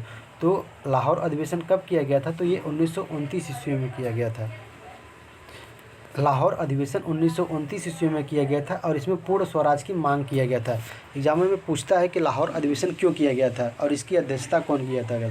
तो लाहौर अधिवेशन की अध्यक्षता भारत के प्रधानमंत्री जवाहरलाल नेहरू के द्वारा किया गया था और यह 1929 ईस्वी में पूर्ण स्वराज की मांग के लिए किया गया था। इसके बाद इस दिन जब लाहौर अधिवेशन किया गया था, तो इस दिन रावी नदी के किनारे भारतीय स्वतंत्रता, स्वाधीनता और तिरंगा झंडा फहराया। जब लाहौर अधिवेशन किया जाता है तो इसी दिन भारतीयों ने रावी नदी के तट पर तिरंगा झंडा फहराते हैं। इसके बाद 26 जनवरी 1930 को एक सार्वजनिक घोषणा की जाती है। 26 जनवरी 1930 को एक सार्वजनिक घोषणा किया जाता है कि अंग्रेज़ों ने भारत के लोगों से 26 जनवरी को स्वतंत्रता दिवस के रूप में मनाने का आग्रह करते हैं। देखिए, भारत आज़ाद 1947 में हुआ था, लेकिन सबसे पहले आज़ादी का जो डेट रखा गया था 26 जनवरी को ही रख दिया गया था। 1930 में ही आज़ादी का डेट रख दिया गया था। लोगों ने 26 जनवरी 1930 को ही आज़ादी मनाने का आग्रह कर दिया गया था कि अब हम आज़ाद होने वाले हैं। तो यह कई बार एग्जामों में पूछा भी जाता है। इसके बाद पाँचवा जो हमारा प्रश्न, पाँचवा जो इसका शब्द था, बाद में 15 अगस्त को आधिकारिक स्वतंत्रता दिवस के रूप में मनाया जाता है। सबसे पहले जब आज़ादी का दिवस मनाया जाता है 26 जनवरी को ही मनाया जाता है। आज़ादी का जो दिवस मनाया जाता है फिलहाल 26 जनवरी को गणतंत्र दिवस मनाया जाता है, लेकिन सबसे पहले जो आज़ादी का दिवस घोषणा किया गया था ये 26 जनवरी को ही किया गया था। लाहौर अधिवेशन में ही पूर्ण स्वराज की मांग, और लाहौर अधिवेशन में ही होता है। जो भारत का पूर्ण स्वराज की मांग होती है यह लाहौर अधिवेशन में ही होता है। इसके बाद आता है 1930 में सविनय अवज्ञा आंदोलन शुरू होता है। अब सविनय अवज्ञा आंदोलन क्या था इसके बारे में जानिएगा। सविनय अवज्ञा आंदोलन भारत के स्वतंत्रता संग्राम का एक महत्वपूर्ण अध्याय था। इसे नमक सत्याग्रह के नाम से भी जाना जाता है। इस आंदोलन का नेतृत्व महात्मा गांधी जी के द्वारा किया जा रहा था। जो सविनय अवज्ञा आंदोलन था इसे नमक सत्याग्रह के नाम से भी जाना जाता है। यह कई बार एग्जाम में पूछता है कि नमक सत्याग्रह के नाम से किसे जाना जाता है, तो सविनय अवज्ञा आंदोलन को माना जाता है। सविनय अवज्ञा आंदोलन 1930 ईस्वी में शुरुआत किया गया था, और इस आंदोलन का नेतृत्व कौन कर रहा था, तो महात्मा गांधी जी के द्वारा किया जा रहा था सविनय अवज्ञा आंदोलन का। इसका उद्देश्य क्या था सविनय अवज्ञा आंदोलन का? ब्रिटिश शासन के खिलाफ अहिंसक विरोध प्रदर्शन करना। देखिए अब महात्मा गांधी एकदम पूरी तरह से तूफान पे आ गए हैं। अब महात्मा गांधी सविनय अवज्ञा आंदोलन करके ब्रिटिश शासन का एकदम जमकर के विरोध करना शुरू कर देते हैं, लेकिन अहिंसक तरीके से, हिंसा के मार्ग पे चलकर नहीं। नमक पर ब्रिटिश सरकार के एकाधिकार को तोड़ना। अब महात्मा गांधी सविनय अवज्ञा आंदोलन में नमक पे जो कर लगाया गया था ब्रिटिश सरकार को पूरी तरह से एकदम ख़त्म करने के लिए आंदोलन करते हैं। भारतीयों में राष्ट्रीय एकता और आत्मविश्वास पैदा किए महात्मा गांधी ने सविनय अवज्ञा आंदोलन करके। इसके बाद कैसे शुरू हुआ सविनय अवज्ञा? दांडी मार्च 1930 ईस्वी में दांडी मार्च किया जाता है। गांधी जी ने अपने अनुयायियों के साथ साबरमती आश्रम से दांडी तक पैदल यात्रा करते हैं, जिसे दांडी मार्च के नाम से जाना जाता है। तो दांडी मार्च कब होता है? तो 1930 ईस्वी में होता है। और दांडी मार्च क्या है? यह दांडी मार्च गांधी जी के द्वारा अपने अनुयायियों के साथ साबरमती आश्रम से दांडी तक पैदल चली गई एक यात्रा थी, जिसे हम दांडी मार्च के नाम से जानते हैं। नमक कानून का उल्लंघन। दांडी पहुंचकर उन्होंने समुद्र का पानी उबालकर नमक बनाया, जिससे ब्रिटिश सरकार के नमक कानून का उल्लंघन हुआ। गांधी जी ने समुद्र के किनारे जब पहुंचे तो वे नमक के पानी को उबाल करके वहाँ पे नमक बनाते हैं और अंग्रेज़ों के द्वारा लगाए गए कर से पूरी तरह से हटा देते हैं और नमक कानून पूरी तरह से हटा देते हैं। इस आंदोलन का क्या प्रभाव पड़ता है? देश भर में व्यापक समर्थन मिलता है, लाखों लोगों ने आंदोलन में भाग लिया, ब्रिटिश सरकार दबाव बढ़ा, स्वतंत्रता संग्राम की एक नई दिशा मिलती है। फिर इसके बाद आती है कराची अधिवेशन। अभी कौन सा अधिवेशन था? ये लाहौर अधिवेशन। लाहौर अधिवेशन के बाद क्या होता है? लाहौर अधिवेशन के बाद जो होता है वो होता है सविनय अवज्ञा आंदोलन। फिर इसके बाद सविनय अवज्ञा आंदोलन के बाद कराची अधिवेशन 1931 ईस्वी में होती है। देखिए धीरे धीरे महात्मा गांधी अब पूरी तरह से अंग्रेज़ों के ऊपर दबाव बनाते जा रहे हैं। कराची अधिवेशन 1931 ईस्वी में कराची अधिवेशन होता है। 1931 ईस्वी में कराची अधिवेशन होता है। यह गांधी और इरविन समझौता तथा भगत सिंह, राजगुरु, सुखदेव को फांसी की सज़ा दी जाती है। 1931 ईस्वी में कराची अधिवेशन होता है और 1931 ईस्वी में ही गांधी इरविन समझौता भी होता है। जो गांधी इरविन समझौता था ये 1931 ईस्वी में ही होता है। और फिर 1931 ईस्वी में भगत सिंह, राजगुरु और सुखदेव को फांसी भी दे दिया जाता है। ये भगत सिंह, राजगुरु, सुखदेव ये कौन थे? यही थे जो असेंबली में बम फेंके थे। तो भगत सिंह, राजगुरु और सुखदेव को 1931 तक फांसी दे दिया जाता है। अब इसके बाद होता है 1932। 1932 में पूना पैक्ट समझौता होती है। पूना पैक्ट समझौता किसके बीच होता है? आपको पता होगा, महात्मा गांधी और भीमराव अम्बेडकर के बीच होता है। पूना पैक्ट एक ऐतिहासिक समझौता जो 1932 ईस्वी में हुआ था। यह एग्जाम में पूछता है कि पूना पैक्ट समझौता कब हुआ था? तो पूना पैक्ट समझौता 1932 ईस्वी में हुआ था। महात्मा गांधी और बी आर अम्बेडकर के बीच हुआ था। यह समझौता ब्रिटिश भारत में सामाजिक और राजनीतिक परिदृश्य को बदलने की महत्वपूर्ण भूमिका निभाया था। तो क्यों हुआ था यह समझौता? पूना पैक्ट का अलग निर्वाचन मंडल का मुद्दा, जो पूना पैक्ट समझौता था, यह क्यों हुआ था गांधी और अम्बेडकर के बीच? ब्रिटिश सरकार ने 1932 में कम्युनल अवार्ड जारी किया था, जिसके तहत दलितों के लिए अलग निर्वाचन मंडल का प्रावधान बनाया गया था। जो ब्रिटिश सरकार था 1932 ईस्वी में एक कम्युनल अवार्ड जारी किया था। जिसका उद्देश्य था दलितों के लिए एक अलग निर्वाचन मंडल की प्रावधान करना। मतलब दलितों के लिए एक अलग निर्वाचन मंडल का प्रावधान करने के लिए बोल रहे थे अंग्रेज़ों ने, लेकिन महात्मा गांधी इसके खिलाफ थे। महात्मा गांधी दलित जातियों के लिए एक अलग निर्वाचन मंडल के मांग नहीं चाहते थे। वे नहीं चाहते थे कि जो दलित जाति है वे हिंदू जाति को फिर से अब अलग धर्मों में तोड़ा जाए। इसलिए महात्मा गांधी ने पूना पैक्ट, ये महात्मा गांधी जी जो पूना पैक्ट समझौता होता है, इसमें इस नियम कानून का विरोध करते हैं कि दलितों के लिए एक अलग निर्वाचन मंडल बनाया जाए, क्योंकि उनको पता था कि अब हम हिंदुओं को और अलग नहीं तोड़ना चाहते हैं। गांधी जी का विरोध, गांधी जी ने इस प्रावधान का खुलकर विरोध करते हैं और वे हिंदू समाज को विभाजित नहीं करना चाहते। B.R. अम्बेडकर का समर्थन, लेकिन भीमराव अम्बेडकर इस प्रावधान से समर्थन में थे।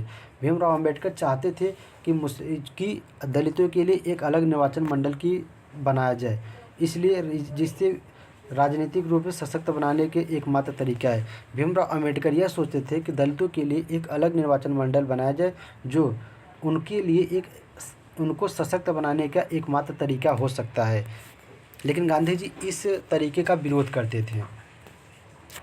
अब इसके बाद क्या समझौता हुआ इसके बारे में देखें। दलितों के लिए एक आरक्षित सीटें, दोनों पक्षों के बीच लंबी चर्चा के बाद तय हुआ कि दलितों के लिए अलग निर्वाचन मंडल नहीं होगा। महात्मा गांधी दलितों के लिए एक अलग निर्वाचन मंडल नहीं बनने देते हैं, लेकिन विधानसभा में उनके लिए आरक्षित सीटों की संख्या बढ़ा देते हैं। मतलब जो भीमराव अम्बेडकर और महात्मा गांधी के बीच पूना पैक्ट समझौता होता है, ये किस लिए होता है? अंग्रेज एक एक्ट लाते हैं जिसे कम्युनल अवार्ड के नाम से जानते हैं। 1932 ईस्वी में वह एक्ट था दलितों के लिए एक अलग निर्वाचन मंडल का प्रावधान। महात्मा गांधी इस प्रावधान का विरोध करते हैं। महात्मा गांधी इस प्रावधान को मानना नहीं चाहते, लेकिन भीमराव अम्बेडकर इस प्रावधान का समर्थन करते हैं। इसलिए महात्मा गांधी और भीमराव अम्बेडकर के बीच झगड़े होते हैं। इसके लिए पूना पैक्ट समझौता होता है, लेकिन इसमें महात्मा गांधी की बात को बाद में मान लिया जाता है। दलितों के लिए एक अलग प्रावधान, दलितों के लिए एक अलग निर्वाचन सीट की व्यवस्था नहीं होती है, जबकि विधानसभा में उनकी सीटों की संख्या को बढ़ा दिया जाता है। दलितों के लिए एक अलग निर्वाचन मंडल की व्यवस्था नहीं किया जाता है, क्योंकि महात्मा गांधी सोचते थे अगर दलितों के लिए अलग निर्वाचन मंडल की व्यवस्था कर दिया जाएगा तो हिंदू एक बार और टूटेंगे, जिससे हिंदू पक्ष कमज़ोर हो जाएगा। हिंदू समाज की एकता, यह समझौता हिंदू समाज की एकता को बनाए रखने में था। महात्मा गांधी कहते थे अगर हम इनको तोड़ देंगे तभी अगर इनके लिए हम अलग से एक मंडल बना देंगे तो ये अवश्य टूट जाएंगे। फिर इसके बाद आता है भारत शासन अधिनियम 1935। 18वां जो हमारा वो है प्रश्न है, इसमें आता है भारत शासन अधिनियम 1935। जब पूना पैक्ट समझौता होता है 1932 में, फिर इसके बाद 1935 में होता है एक घटना घटती है भारत शासन अधिनियम 1935। यह क्या था आप इसके बारे में देखिएगा। 1935 के भारत सरकार अधिनियम ने भारत के शासन को रूप में संघीय रूप में बदल दिया। फिर से समझ लेंगे। 1935 के भारत सरकार अधिनियम ने भारत के शासन स्वरूप को संघीय रूप में बदल दिया। जो 1935 ईस्वी में भारत शासन अधिनियम आया, इसके तहत भारत के शासन स्वरूप को संघीय रूप में बदल दिया जाता है।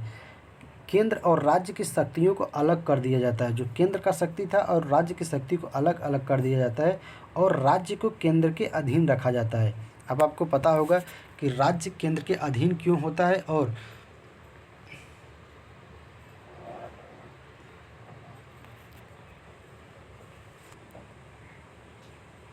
तो भारत शासन अधिनियम 1935 के तहत केंद्र और राज्य की शक्तियों को अलग कर दिया जाता है और राज्य को केंद्र के अधीन कर दिया जाता है। इस विशेषता का इस डर से कड़ा विरोध किया गया है कि राज्य केंद्र के गुलाम बन जाएगा।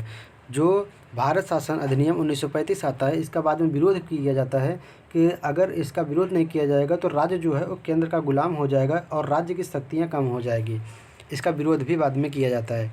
तो आपको पता चला होगा भारत शासन अधिनियम 1935 यह एग्ज़ाम की दृष्टि से काफ़ी महत्वपूर्ण है। यह कई बार एग्जामों में पूछा जाता है। तो आपको पता चला होगा कि भारत शासन अधिनियम क्या है। भारत शासन अधिनियम के तहत केंद्र और राज्य की शक्तियों को अलग किया जाता है और राज्य को केंद्र के अधीन किया जाता है। जब कोई पूछे कि राज्य को केंद्र के अधीन कब किया गया था, यह किस कानून के तहत किया गया था, तो यह भारत शासन अधिनियम 1935 के तहत किया गया था। बाद में इसका विरोध भी किया गया, और किस लिए किया गया, लोगों को लगा कि राज्य केंद्र के गुलाम बन जाएगा, इसलिए इसका विरोध भी किया गया। बाद में भारत सरकार अधिनियम 1935 के बारे में कुछ महत्वपूर्ण खासी बातें मैं बता रहा हूँ। यह ब्रिटिश भारत का आखिरी संविधान था। अब अंग्रेज़ों को लग गया था कि अब मुझे भागना ही पड़ेगा। अंग्रेज़ों के द्वारा बनाया गया संविधान का यह जो कानून था, यह आखिरी कानून था। इसके बाद यह अधिनियम ब्रिटिश संसद ने पारित किया था। जो भारत शासन अधिनियम था, यह ब्रिटिश संसद ने पारित किया था और साल 1937 में लागू हुआ था। यह 1937 ईस्वी में लागू कर दिया गया था। मतलब यह ब्रिटिश सरकार का आखिरी संविधान था। एग्जामों में पूछा जा सकता है कि ब्रिटिश सरकार का आखिरी संविधान क्या था, तो भारत शासन अधिनियम 1935 जो था, यह ब्रिटिश सरकार का आखिरी संविधान था। यह संविधान जो बनाया गया था, ये ब्रिटिश संसद के द्वारा बनाया गया था। ब्रिटिश संसद ने पारित किया था। साल 1937 में इसे लागू कर दिया गया था कि केंद्र राज्य जो है, ये केंद्र के अंडर में काम करेगा। इस अधिनियम ने भारत के शासन स्वरूप को संघीय बनाया। इस अधिनियम ने केंद्र और राज्य की शक्तियों को अलग किया। मतलब केंद्र की शक्ति अलग रहेगी और राज्य की शक्ति अलग रहेगी। जब अंग्रेज़ों को लगा भारत को अब छोड़ के जाना ही पड़ेगा, तो वे भारत में कई कानून भी ऐसे बनाए जो काफ़ी अच्छे कानून थे, जैसे केंद्र और राज्य की शक्तियों को अलग किए। इस अधिनियम ने अखिल भारतीय महासंघ को गठन करने का प्रस्ताव दिया। इस अधिनियम ने पहली बार भारत के संविधान सभा बनाने का प्रस्ताव रखा। अब अंग्रेज़ों ने भारत में संविधान सभा का प्रस्ताव बनाने के लिए भी प्रस्ताव रख दिए। संविधान सभा बनाने के लिए भी प्रस्ताव रखे, क्योंकि उनको लग गया कि अब हम यहाँ रह नहीं पाएंगे, अब वो भागेंगे, तो वे भारत को संविधान बनाने का प्रस्ताव भी दे दिए। इस अधिनियम ने निर्णय लेने की प्रक्रिया में महिलाओं को भागीदारी बढ़ाई। इस अधिनियम ने निर्णय लेने में महिलाओं को भी भागीदारी को बढ़ाया। इस अधिनियम ने धर्म के आधार पर पृथक निर्वाचन प्रणाली को जारी किया। यह जो अधिनियम बनाया गया था, भारत शासन अधिनियम, यह अधिनियम धर्म के आधार पर पृथक निर्वाचन प्रणाली को जारी रखा था। इसके बाद 1900 कितने में आया था, तो 1935 में आया भारत शासन अधिनियम। इसके बाद 1940 ईस्वी में आता है 1940 ईस्वी में आता अगस्त प्रस्ताव। अब मैं आपको बताऊंगा अगस्त प्रस्ताव क्या है। अब अंग्रेज़ों को पूरी तरह से लग गया कि अब हम भारत में नहीं रह पाएंगे, तो वे अगस्त प्रस्ताव लेकर के आते हैं। अगस्त प्रस्ताव क्या है? अगस्त प्रस्ताव क्या है, अब आप इसके बारे में जानिए। अगस्त प्रस्ताव के समय विश्व युद्ध छिड़ गया था। अब अंग्रेज़ भारतीयों का साथ लेकर के विश्व युद्ध में भारतीयों को लड़ाना चाहते हैं। अब देखिए, अगस्त प्रस्ताव वायसराय लॉर्ड लिनलिथगो द्वारा 1940 ईस्वी में दिया गया था। तो अगस्त प्रस्ताव कौन दिया था? Viceroy Lord Linlithgow. उस समय भारत का वायसराय कौन था? Lord Linlithgow. अगस्त प्रस्ताव इसके द्वारा पारित किया गया था, जिसमें वायसराय की कार्यकारी परिषद का विस्तार करके उसमें अधिक भारतीयों को शामिल करने, एक सलाहकार युद्ध परिषद की स्थापना करना, अल्पसंख्यक राय को पूर्ण महत्व देने और युद्ध की समाप्ति के बाद भारतीयों को अपने स्वयं के संविधान को बनाने का अधिकार की मान्यता देने का वादा किया गया। बदले में यह आशा की गई कि भारत की सभी दल और समुदाय वित्तीय विश्व युद्ध के दौरान ब्रिटिश के प्रयासों में सहयोग करेंगे। हालांकि इस प्रस्ताव को भारतीय राष्ट्रीय कांग्रेस ने अस्वीकार कर दिया था। अब मैं आपको इसको अपने भाषा में बताएंगे। मतलब अगस्त प्रस्ताव क्या था? जब विश्व युद्ध शुरुआत हो गया, तो द्वितीय विश्व युद्ध जब शुरुआत होता है, तो अंग्रेज़ चाहते थे कि अब भारतीय हमारा साथ दे। द्वितीय विश्व युद्ध में भारतीयों को अपने साथ में लेकर के वे लड़ना चाहते थे। भारत जो है वे अंग्रेज़ों की तरफ से लड़े। इसके लिए अगस्त प्रस्ताव लाते हैं। अंग्रेज़ बोलते हैं कि अगर भारत उनका साथ देता है, तो अगर अंग्रेज़ द्वितीय विश्व युद्ध जीतते हैं, तो वे भारत को आज़ाद कर देंगे। अगस्त प्रस्ताव का मेन मकसद यही था कि जब भारतीय मिल करके अंग्रेज़ों का साथ देंगे और अंग्रेज़ द्वितीय विश्व युद्ध अगर जीत जाएंगे, तो वे भारत को आज़ाद कर देंगे। अगर प्रस्ताव में यही बात बताई गई थी। लेकिन बाद में भारतीय जो थे उसका अंग्रेज़ों का साथ देते हैं, लेकिन अंग्रेज़ फिर भी बात से अपने मुकर जाते हैं, साथ भारतीयों को आज़ाद करने के लिए नहीं चाहते। लेकिन इस अगस्त प्रस्ताव का जो भारतीय राष्ट्रीय कांग्रेस थी उसका विरोध करती है, इसको समर्थन नहीं करती, अस्वीकार कर देती है कि हम अंग्रेज़ों का साथ नहीं देंगे। जो अगस्त प्रस्ताव था आप इसको समझ गए। अगस्त प्रस्ताव क्या था? यह द्वितीय विश्व युद्ध के दौरान ब्रिटेन के प्रयासों में सहयोग करने के लिए बनाया गया एक प्रस्ताव था कि भारत के लोग अब द्वितीय विश्व युद्ध के समय ब्रिटेन का साथ दें।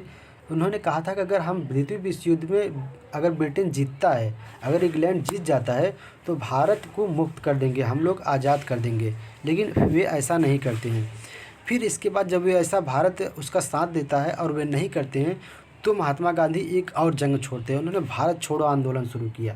फिर अब सीधा कहते हैं कि अब अंग्रेज़ों तुम लोग भारत छोड़ के भागो, अब तुमको यहाँ रहने नहीं देंगे। भारत छोड़ो आंदोलन द्वितीय विश्व युद्ध के समय 8 अगस्त 1942 में आरंभ किया गया था। यह आंदोलन जिसका लक्ष्य भारत में ब्रिटिश साम्राज्य को समाप्त करना था। अब महात्मा गांधी ब्रिटिश साम्राज्य को पूरी तरह से समाप्त करने के लिए भारत छोड़ो आंदोलन का जंग छेड़ देते हैं। तो भारत छोड़ो आंदोलन कब शुरुआत होता है? 8 अगस्त 1942 ईस्वी को भारत छोड़ो आंदोलन शुरुआत होता है। महात्मा गांधी जी के द्वारा अखिल भारतीय कांग्रेस समिति को मुंबई अधिवेशन में शुरू किया गया था। तो इसका प्रमुख बिंदु क्या था, क्यों शुरू हुआ था? द्वितीय विश्व युद्ध के दौरान जब ब्रिटेन संघर्ष में भारत ने स्वराज का आंदोलन जोर पकड़ रहा था, गांधी जी ने महसूस किया कि यह ब्रिटेन को भारत छोड़ने का सबसे अच्छा मौका है। मतलब जब ब्रिटेन द्वितीय विश्व युद्ध के समय ब्रिटेन संघर्ष कर रहा था, द्वितीय विश्व युद्ध के समय ब्रिटेन दुनिया से लड़ रहा था, उस समय गांधी जी ने भारत को आज़ाद कराने का एक अच्छा मौका सोचा कि इस समय ब्रिटेन जो है यह दुनिया से लड़ रहा है, अब इस समय यह कमज़ोर पड़ सकता है, हम अगर चाहेंगे तो इस समय इसको भगा देंगे, अंग्रेज़ों को भगा देंगे। इसका सबसे मेन उद्देश्य यही था भारत छोड़ो आंदोलन का। अंग्रेज़ों को भगाने के लिए द्वितीय विश्व युद्ध के समय महात्मा गांधी की एक सोची समझी साजिश थी कि अब द्वितीय विश्व युद्ध के समय अंग्रेज़ पूरी तरह से दुनिया से लड़ रहे हैं, इनका मेन ध्यान अब द्वितीय विश्व युद्ध को जीतने पर है, इसलिए इनको अब यहाँ से हमें भगाया जाए। इस समय अगर हम भगाएंगे तो ये हमसे कमज़ोर पड़ सकते हैं। फिर हुआ क्या? गांधी जी ने करो या मरो का नारा दिया और लोगों से अहिंसक तरीके से विरोध करने का आह्वान किया। हज़ारों लोगों को गिरफ्तार किया गया और कई हिंसक घटनाएं भी हुई। जब करो या मरो का नारा गांधी जी ने दिया तो लोगों ने मिल करके गांधी जी का साथ दिया और गांधी जी ने अहिंसक तरीके से विरोध किया, जिसमें कई लोग मारे भी जाते हैं और कई लोग गिरफ्तार भी हो जाते हैं। इसका परिणाम क्या निकल कर आया है भारत छोड़ो आंदोलन का? भारत छोड़ो आंदोलन का परिणाम निकलता है कि आंदोलन ने ब्रिटिश शासन को कमज़ोर कर दिया। आंदोलन ने ब्रिटिश शासन को पूरी तरह से कमज़ोर कर दिया। अब अंग्रेज़ों का यह मानना हो गया कि अब मैं भारत में शासन नहीं कर पाऊँगा। भारत की स्वतंत्रता के लिए माहौल तैयार किया गया। भारत छोड़ो आंदोलन करके अंग्रेज़ों को पूरी तरह से दबा दिया गया और भारत पूरी तरह से स्वतंत्रता के लिए अब तैयार हो गया। इसका महत्व क्या निकला? भारत छोड़ो आंदोलन ने भारतीयों की राष्ट्रीय एकता और स्वतंत्रता के लिए लड़ने की भावना को जागृत किया। फिर इसके बाद अंग्रेज़ों के द्वारा एक क्रिप्स मिशन लाया जाता है। क्रिप्स मिशन क्या है? द्वितीय विश्व युद्ध के दौरान द्वितीय विश्व युद्ध के दौरान ब्रिटिश सरकार ने भारत का समर्थन हासिल करने के लिए 1942 में सर स्टैनफोर्ड क्रिप्स के नेतृत्व में एक मिशन भारत भेजा। इस मिशन को क्रिप्स मिशन कहते हैं। फिर इसके बाद द्वितीय विश्व युद्ध जब स्टार्ट हो जाता है, फिर 1942 ईस्वी में अंग्रेज़ एक बार फिर से प्रयास करते हैं भारतीयों को अपना साथ लेने के लिए, कि अब अंग्रेज़ फिर से भारतीयों को अपने साथ में लेकर के भारत को अपनी तरफ से लड़ाना चाहते थे दुनिया से। जो द्वितीय विश्व युद्ध के दौरान एक अंग्रेज़ी वायसराय थे सर स्टैनफोर्ड क्रिप्स, इनके द्वारा एक मिशन भेजा जाता है भारतीयों के लिए। उस मिशन का यही उद्देश्य था कि भारतीयों को अंग्रेज़ों का साथ दे, भारतीय अंग्रेज़ों का साथ दे। जो यह मिशन था इसको ही हम क्रिप्स मिशन कहते हैं। जब कई बार एग्जामों में पूछा जाता है क्रिप्स मिशन क्या है, तो क्रिप्स मिशन एक ऐसी योजना थी, अंग्रेज़ों के द्वारा भेजी गई एक ऐसी योजना थी जिसमें यह कहा गया था कि अंग्रेज़ों का साथ भारतीय दे द्वितीय विश्व युद्ध में। इस योजना को क्रिप्स मिशन के नाम से जाना जाता है। क्रिप्स मिशन का उद्देश्य क्या था? भारत का समर्थन हासिल करना। द्वितीय विश्व युद्ध में भारत का समर्थन हासिल करना चाहता था क्रिप्स मिशन। इसके बाद भारतीय राष्ट्रीय कांग्रेस को राजी करना। क्रिप्स मिशन में क्योंकि भारतीय राष्ट्रीय कांग्रेस जो था वो पहले से ही अंग्रेज़ों के साथ देने से इनकार कर दिया था द्वितीय विश्व युद्ध में। इसलिए क्रिप्स मिशन चाहता था कि कांग्रेस को किसी तरीके से मिलाया जाए, जिससे अगर भारतीय हमारी तरफ से युद्ध करते हैं द्वितीय विश्व युद्ध में तो अवश्य हम जीतेंगे। लेकिन बाद में भारतीय उसका साथ देते हैं, लेकिन फिर भी अंग्रेज़ भारत को आज़ाद नहीं करते। अंग्रेज़ों ने यह बात का दावा किया था कि अगर भारत उसका साथ देते हैं तो युद्ध के बाद भारत को आज़ाद कर देंगे, लेकिन वे ऐसा करते नहीं हैं। यह मिशन की क्या योजना था, क्रिप्स मिशन जो था इसका क्या योजना था? एक संविधान सभा का गठन किया जाएगा जो भारत के संविधान बनाएगी। अंग्रेज़ों ने ऐसा बोला था कि अगर वे जीतते हैं संविधान सभा का गठन करेंगे, भारत में एक संविधान सभा का गठन करेंगे जो भारत के संविधान बनाएगी। स्वतंत्रता का वादा, युद्ध के बाद भारत को डोमिनेट का दर्जा दिया जाएगा, मतलब भारत को स्वतंत्र कर दिया जाएगा। जो क्रिप्स मिशन था इसका योजना जो था यह था कि भारत में एक संविधान सभा का गठन किया जाएगा और जिसका उद्देश्य यह होगा कि वो भारत के लिए अपना एक अलग से संविधान बनाए। स्वतंत्रता का वादा, क्रिप्स मिशन में अंग्रेज़ों ने भारत से वादा किया था कि वे भारत को आज़ाद कर देंगे। प्रांतों को अलग अलग होने का अधिकार, जो प्रांत जो संविधान को स्वीकार नहीं करेंगे उन्हें अलग होने का अधिकार दिया।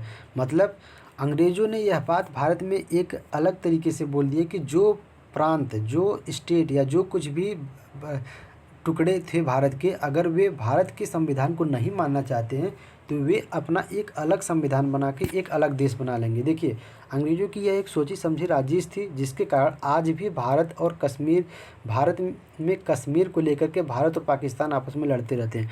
क्योंकि अंग्रेज़ों ने भारत को आज़ाद करते समय कह दिया था कि जिसको मिलना है भारत में मिले, जिसको नहीं मिलना है वो भारत से न मिल कर के अपना एक खुद का देश बना ले।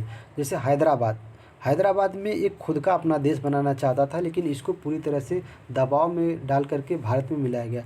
इसके बाद जूनागढ़ भी भारत से नहीं मिलना चाहता था, यह भी अपना एक अलग देश बनाना चाहता था या पाकिस्तान जाना चाहता था, लेकिन इसे भी पूरी तरह से मिला लिया जाता है। मिशन की विफलता, जो क्रिप्स मिशन थी इसका विफलता क्यों है? कांग्रेस क्रिप्स मिशन का पूरी तरह से विरोध करती है क्योंकि वे अंग्रेज़ों का साथ नहीं देना चाहते हैं। कांग्रेस ने इस योजना को अस्वीकार कर दिया क्योंकि वे तुरंत इसमें पूर्ण स्वतंत्रता का उल्लेख नहीं था। मतलब अंग्रेज़ों ने जो भारत को स्वतंत्र करने की बात कही थी, लेकिन ये पूरी तरह से भारतीयों को स्वतंत्र करने की बात नहीं कही थी। मुस्लिम लीग ने भी इस योजना का विरोध किया है क्योंकि इसमें पाकिस्तान के गठन का प्रावधान नहीं था। जो क्रिप्स मिशन आया था, क्रिप्स मिशन का भारतीयों ने क्यों विरोध किया, बाद में कांग्रेस ने इसका क्यों विरोध किया? क्योंकि कांग्रेस ने इसलिए विरोध किया था क्रिप्स मिशन का क्योंकि इसमें पूर्ण स्वतंत्रता की मांग नहीं थी, क्योंकि इसमें भारत को पूरी तरह से स्वतंत्र करने का उल्लेख नहीं था। इसके बाद इसको मुस्लिम लीग ने क्यों विरोध किया था? क्योंकि इसमें पाकिस्तान के गठन का कोई प्रावधान नहीं था। क्रिप्स मिशन में पाकिस्तान के गठन का कोई प्रावधान नहीं था। अंग्रेज़ों ने यह बात नहीं बोला था कि हम पाकिस्तान को गठन करने का एक प्रावधान लाएंगे। फिर इसके बाद एक कैबिनेट मिशन होती है 1946 में। देखिए क्रिप्स मिशन आता है, क्रिप्स मिशन कब आता है? तो क्रिप्स मिशन जो आता है यह मिशन आता है 1942 में। फिर इसके बाद 1946 में जो होता है कैबिनेट मिशन की बैठक होती है। कैबिनेट मिशन क्या है? अब 1946 में गठित कैबिनेट मिशन क्या है, आप इसके बारे में जानिएगा। कैबिनेट मिशन 1946 में सरकार द्वारा भारत भेजा गया एक उच्च स्तरीय मिशन था। ब्रिटिश सरकार द्वारा भारत भेजा गया एक उच्च स्तरीय मिशन था। कैबिनेट मिशन क्या था? तो कैबिनेट मिशन 1946 में ब्रिटिश सरकार द्वारा भारत भेजा गया एक उच्च स्तरीय मिशन था। इसका उद्देश्य भारत में सत्ता के शांतिपूर्ण हस्तांतरण के लिए एक योजना तैयार करना था। इस मिशन के माध्यम से ब्रिटिश सरकार यह जानना चाहती थी कि भारत में संविधान निर्माण प्रक्रिया कैसे शुरू की जाए और देश के विभाजन की समस्या का समाधान कैसे निकाला जाए। मतलब अंग्रेज़ों ने देश का विभाजन का बात ठान ली थी। जो कैबिनेट मिशन था इसका क्या उद्देश्य था, अब आप समझिएगा कैबिनेट मिशन किस लिए बनाया गया था। तो कैबिनेट मिशन सबसे पहले एग्जाम में पूछा था कब आया था। तो कैबिनेट मिशन 1946 ईस्वी में अंग्रेज़ों के द्वारा लाया गया एक मिशन था। इस मिशन का उद्देश्य क्या था? तो अब अंग्रेज़ जान गए थे अब हम भारत में शासन नहीं कर पाएंगे, अब हमको छोड़ के जाना होगा। तो ये इस मिशन का उद्देश्य था जो सत्ता अंग्रेज़ चला रहे थे वे भारत को किस तरीके से हस्तांतरित करें शांतिपूर्ण, ताकि कोई खून खराबा न हो, बिना किसी लड़ाई के आराम से हम इस सत्ता को अब भारतीयों को सौंप दें। कैबिनेट मिशन में यही बात कही गई थी। और इसके सत्ता हस्तांतरण के लिए योजना किस प्रकार बनाया जाए। इस मिशन के माध्यम से ब्रिटिश सरकार को इस मिशन के माध्यम से ब्रिटिश सरकार, जो अंग्रेज़ों की सरकार थी, यह जानना चाहती थी कि भारत में संविधान प्रक्रिया का निर्माण कैसे शुरू किया जाए। मतलब भारत को किस प्रक्रिया के द्वारा अपना संविधान अलग से बनाने की बात कही जाए, और देश का विभाजन समस्या का समाधान कैसे किया जाए, क्योंकि अंग्रेज़ भारत का विभाजन की बात कर दिए थे। वे जो मोहम्मद अली जिन्ना थे, वे भारत को अलग 2 भागों में तोड़ना चाहते थे, पाकिस्तान के रूप में। तो कैबिनेट मिशन में यह भी कहा गया था कि भारत का विभाजन का समाधान कैसे निकाला जाए। तो कैबिनेट मिशन में जो बात कही गई थी उसमें 3 मुख्य बातें कही गई थी। पहला, सत्ता हस्तांतरण, शांतिपूर्ण तरीके से अंग्रेज़ भारत में सत्ता सौंपना चाहते थे। और दूसरा, भारत में संविधान का निर्माण की प्रक्रिया को कैसे शुरू किया जाए। और तीसरा जो था बात, देश का विभाजन का समाधान कैसे निकाला जाए। कैबिनेट मिशन में यही बात कही गई थी। तो सर, कैबिनेट मिशन में जो कुछ भी कहा गया था मैंने आपको बता दिया। इसके बाद कैबिनेट मिशन का जो मुख्य बिंदु था इसके बारे में बताएंगे। कैबिनेट मिशन ब्रिटिश सरकार द्वारा भारत भेजा गया एक प्रतिनिधिमंडल था। कैबिनेट मिशन जो था यह ब्रिटिश सरकार के द्वारा भारत में भेजा गया एक प्रतिनिधिमंडल था, जिसका क्या काम था मैंने आपको बताया कि भारत की जो सत्ता है वो भारतीयों को किस प्रकार शांतिपूर्ण तरीके से सौंप दिया जाए, और भारत में कानून बनाया जाए। और तीसरा, भारत का विभाजन किस तरीके से शांतिपूर्ण तरीके से उसको विभाजित कर दिया जाए। कैबिनेट मिशन का मेन उद्देश्य यही था। इसका उद्देश्य शांतिपूर्ण तरीके से सत्ता हस्तांतरण था। फिर इसके बाद एक आता है 1947 में। फिर 1900 कितने में आता है कैबिनेट मिशन, कि जो कैबिनेट मिशन था ये 1946 में आता है। फिर 1947, 3 जून 1947 को माउंट बेटन जो भारत का लास्ट और अंतिम वायसराय था, यह माउंट बेटन 3 जून 1947 को एक रिपोर्ट, एक घोषणा पत्र देता है। देखिए सुनिए, यह सबसे महत्वपूर्ण घोषणा पत्र था। माउंट बेटन प्लान भारत की आज़ादी दिलाने के लिए तत्कालीन वायसराय माउंट बेटन के द्वारा पेश किया गया एक प्लान था। इस प्लान को 3 जून 1947 को की गई थी। इस प्लान का प्रमुख बिंदु निम्नलिखित थे। क्या थे इसके बिंदु? भारत को 15 अगस्त 1947 को 2 हिस्सों में बांट दिया जाएगा और 2 नए देश और भारत और पाकिस्तान बनेंगे। जो हमारा माउंट बेटन की घोषणा रिपोर्ट था, इसमें यह बताया गया था, जो 3 जून 1947 को माउंट बेटन ने अपना घोषणा पत्र दिया था, उसमें क्या लिखा गया था कि भारत को 15 अगस्त 1947 को 2 भागों में बांट दिया जाएगा। उस घोषणा पत्र में यही लिखा गया था कि भारत को 15 अगस्त 1947 को 2 भागों में बांट दिया जाएगा, भारत को 2 देश बना दिया जाएगा, एक भारत एक पाकिस्तान। इसमें और कुछ बातें लिखी गई थी। दोनों देशों को संप्रभुता और आज़ादी मिलेगी, मतलब दोनों देश एक दूसरे से कोई मतलब नहीं रखेंगे, दोनों एक देश की मान्यता प्राप्त कर लेंगे। दोनों देश अपना अलग अलग संविधान बनाएंगे, संविधान बनाने का अधिकार रखेंगे। मतलब भारत भी अपना एक अलग संविधान बनाएगा अपने लिए, और पाकिस्तान भी एक अपना अलग संविधान बनाएगा अपने लिए। भौगोलिक स्थिति और लोगों के पसंद के आधार पर रियासतों को भारत या पाकिस्तान में शामिल होने का विकल्प दिया जाएगा। मतलब जो माउंट बेटन की घोषणा रिपोर्ट थी, जो 3 जून 1947 को लागू किया गया था, उसमें बताया गया था कि जिसको जिधर रहना है वो उधर रह सकता है। हिंदू, मुस्लिम, सिख, ईसाई, जिसको पाकिस्तान में रहना है वो पाकिस्तान में भी रह सकते हैं, और जिसको इंडिया में रहना है, भारत में रहना है, वो भारत में रह सकते हैं। लॉर्ड माउंट बेटन को आज़ाद भारत का पहला गवर्नर जनरल बनाया गया। इसके बाद भारतीयों को आज़ाद कर देते हैं। लॉर्ड माउंट बेटन आज़ाद भारत का पहला गवर्नर जनरल बनाया जाता है। इसके बाद भारतीय स्वतंत्रता अधिनियम 1947। अब अंग्रेज पूरी तरह से भारत को आज़ाद कर देते हैं, भारत को सत्ता अपनी सौंप देते हैं। भारत पूरी तरह से अपने संविधान बनाने के लिए भारत अपने संविधान बनाने के लिए छूट ले लेती है, अपना संविधान बनाती है, और अब भारत के शासन पे भारत का जो सरकार था वो भारतीयों के हाथ में आ गया था।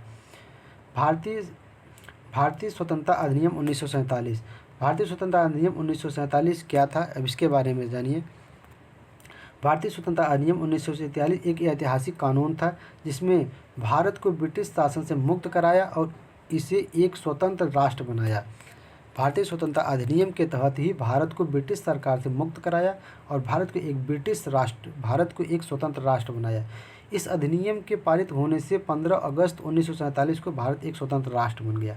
अंग्रेज भारत को पूरी तरह से स्वतंत्रता अधिनियम 1947 के तहत भारत को पूरी तरह से आज़ाद कर देते हैं और भारत एक स्वतंत्र राष्ट्र बन जाता है। इस अधिनियम के मुख्य बिंदु विभाजन, इस अधिनियम का जो मुख्य बिंदु था वो विभाजन था। इस अधिनियम के तहत भारत को दो स्वतंत्र देशों भारत और पाकिस्तान में विभाजित कर दिया जाता है। सत्ता हस्तांतरण, ब्रिटिश क्राउन ने भारत और पाकिस्तान पर अपना शासन सौंप दिया जाता है। नए संविधान, दोनों देशों को अपना नया संविधान बनाने के लिए छूट दिया जाता है और जिसको जहाँ रहना है उसको वहाँ रहने के लिए भी छूट दिया जाता है। सामाजिक और आर्थिक चुनौती है, विभाजन के कारण दोनों देशों में बड़े पैमाने पर सांप्रदायिक दंगे और भी होते हैं। विभाजन के समय दोनों देशों के बीच काफ़ी लड़ाइयाँ भी होती है, हिंदू मुस्लिम के आधार पर सांप्रदायिक दंगा भी होता है। इसके बाद फिर 15 अगस्त 1947 को भारत आज़ाद हो जाता है। किस तरीके से, कितनी लड़ाइयों के बाद अंग्रेज़ों ने भारत को उसका सत्ता सौंप ही देते हैं। तो हम 1905 से लेकर के फ्रेंड्स 1905 से लेकर के कांग्रेस का विभाजन से लेकर के 1947 तक की पूरी घटना को इस वीडियो के माध्यम से बताए हैं। अगर हमारा वीडियो आपको पसंद आए तो हमारे चैनल वन डे एग्जाम 3.0 को ज़रूर सब्सक्राइब करें।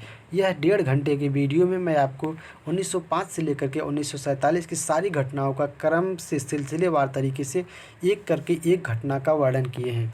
हमारे चैनल वन डे एग्जाम 3.0 को ज़रूर सब्सक्राइब करें। धन्यवाद।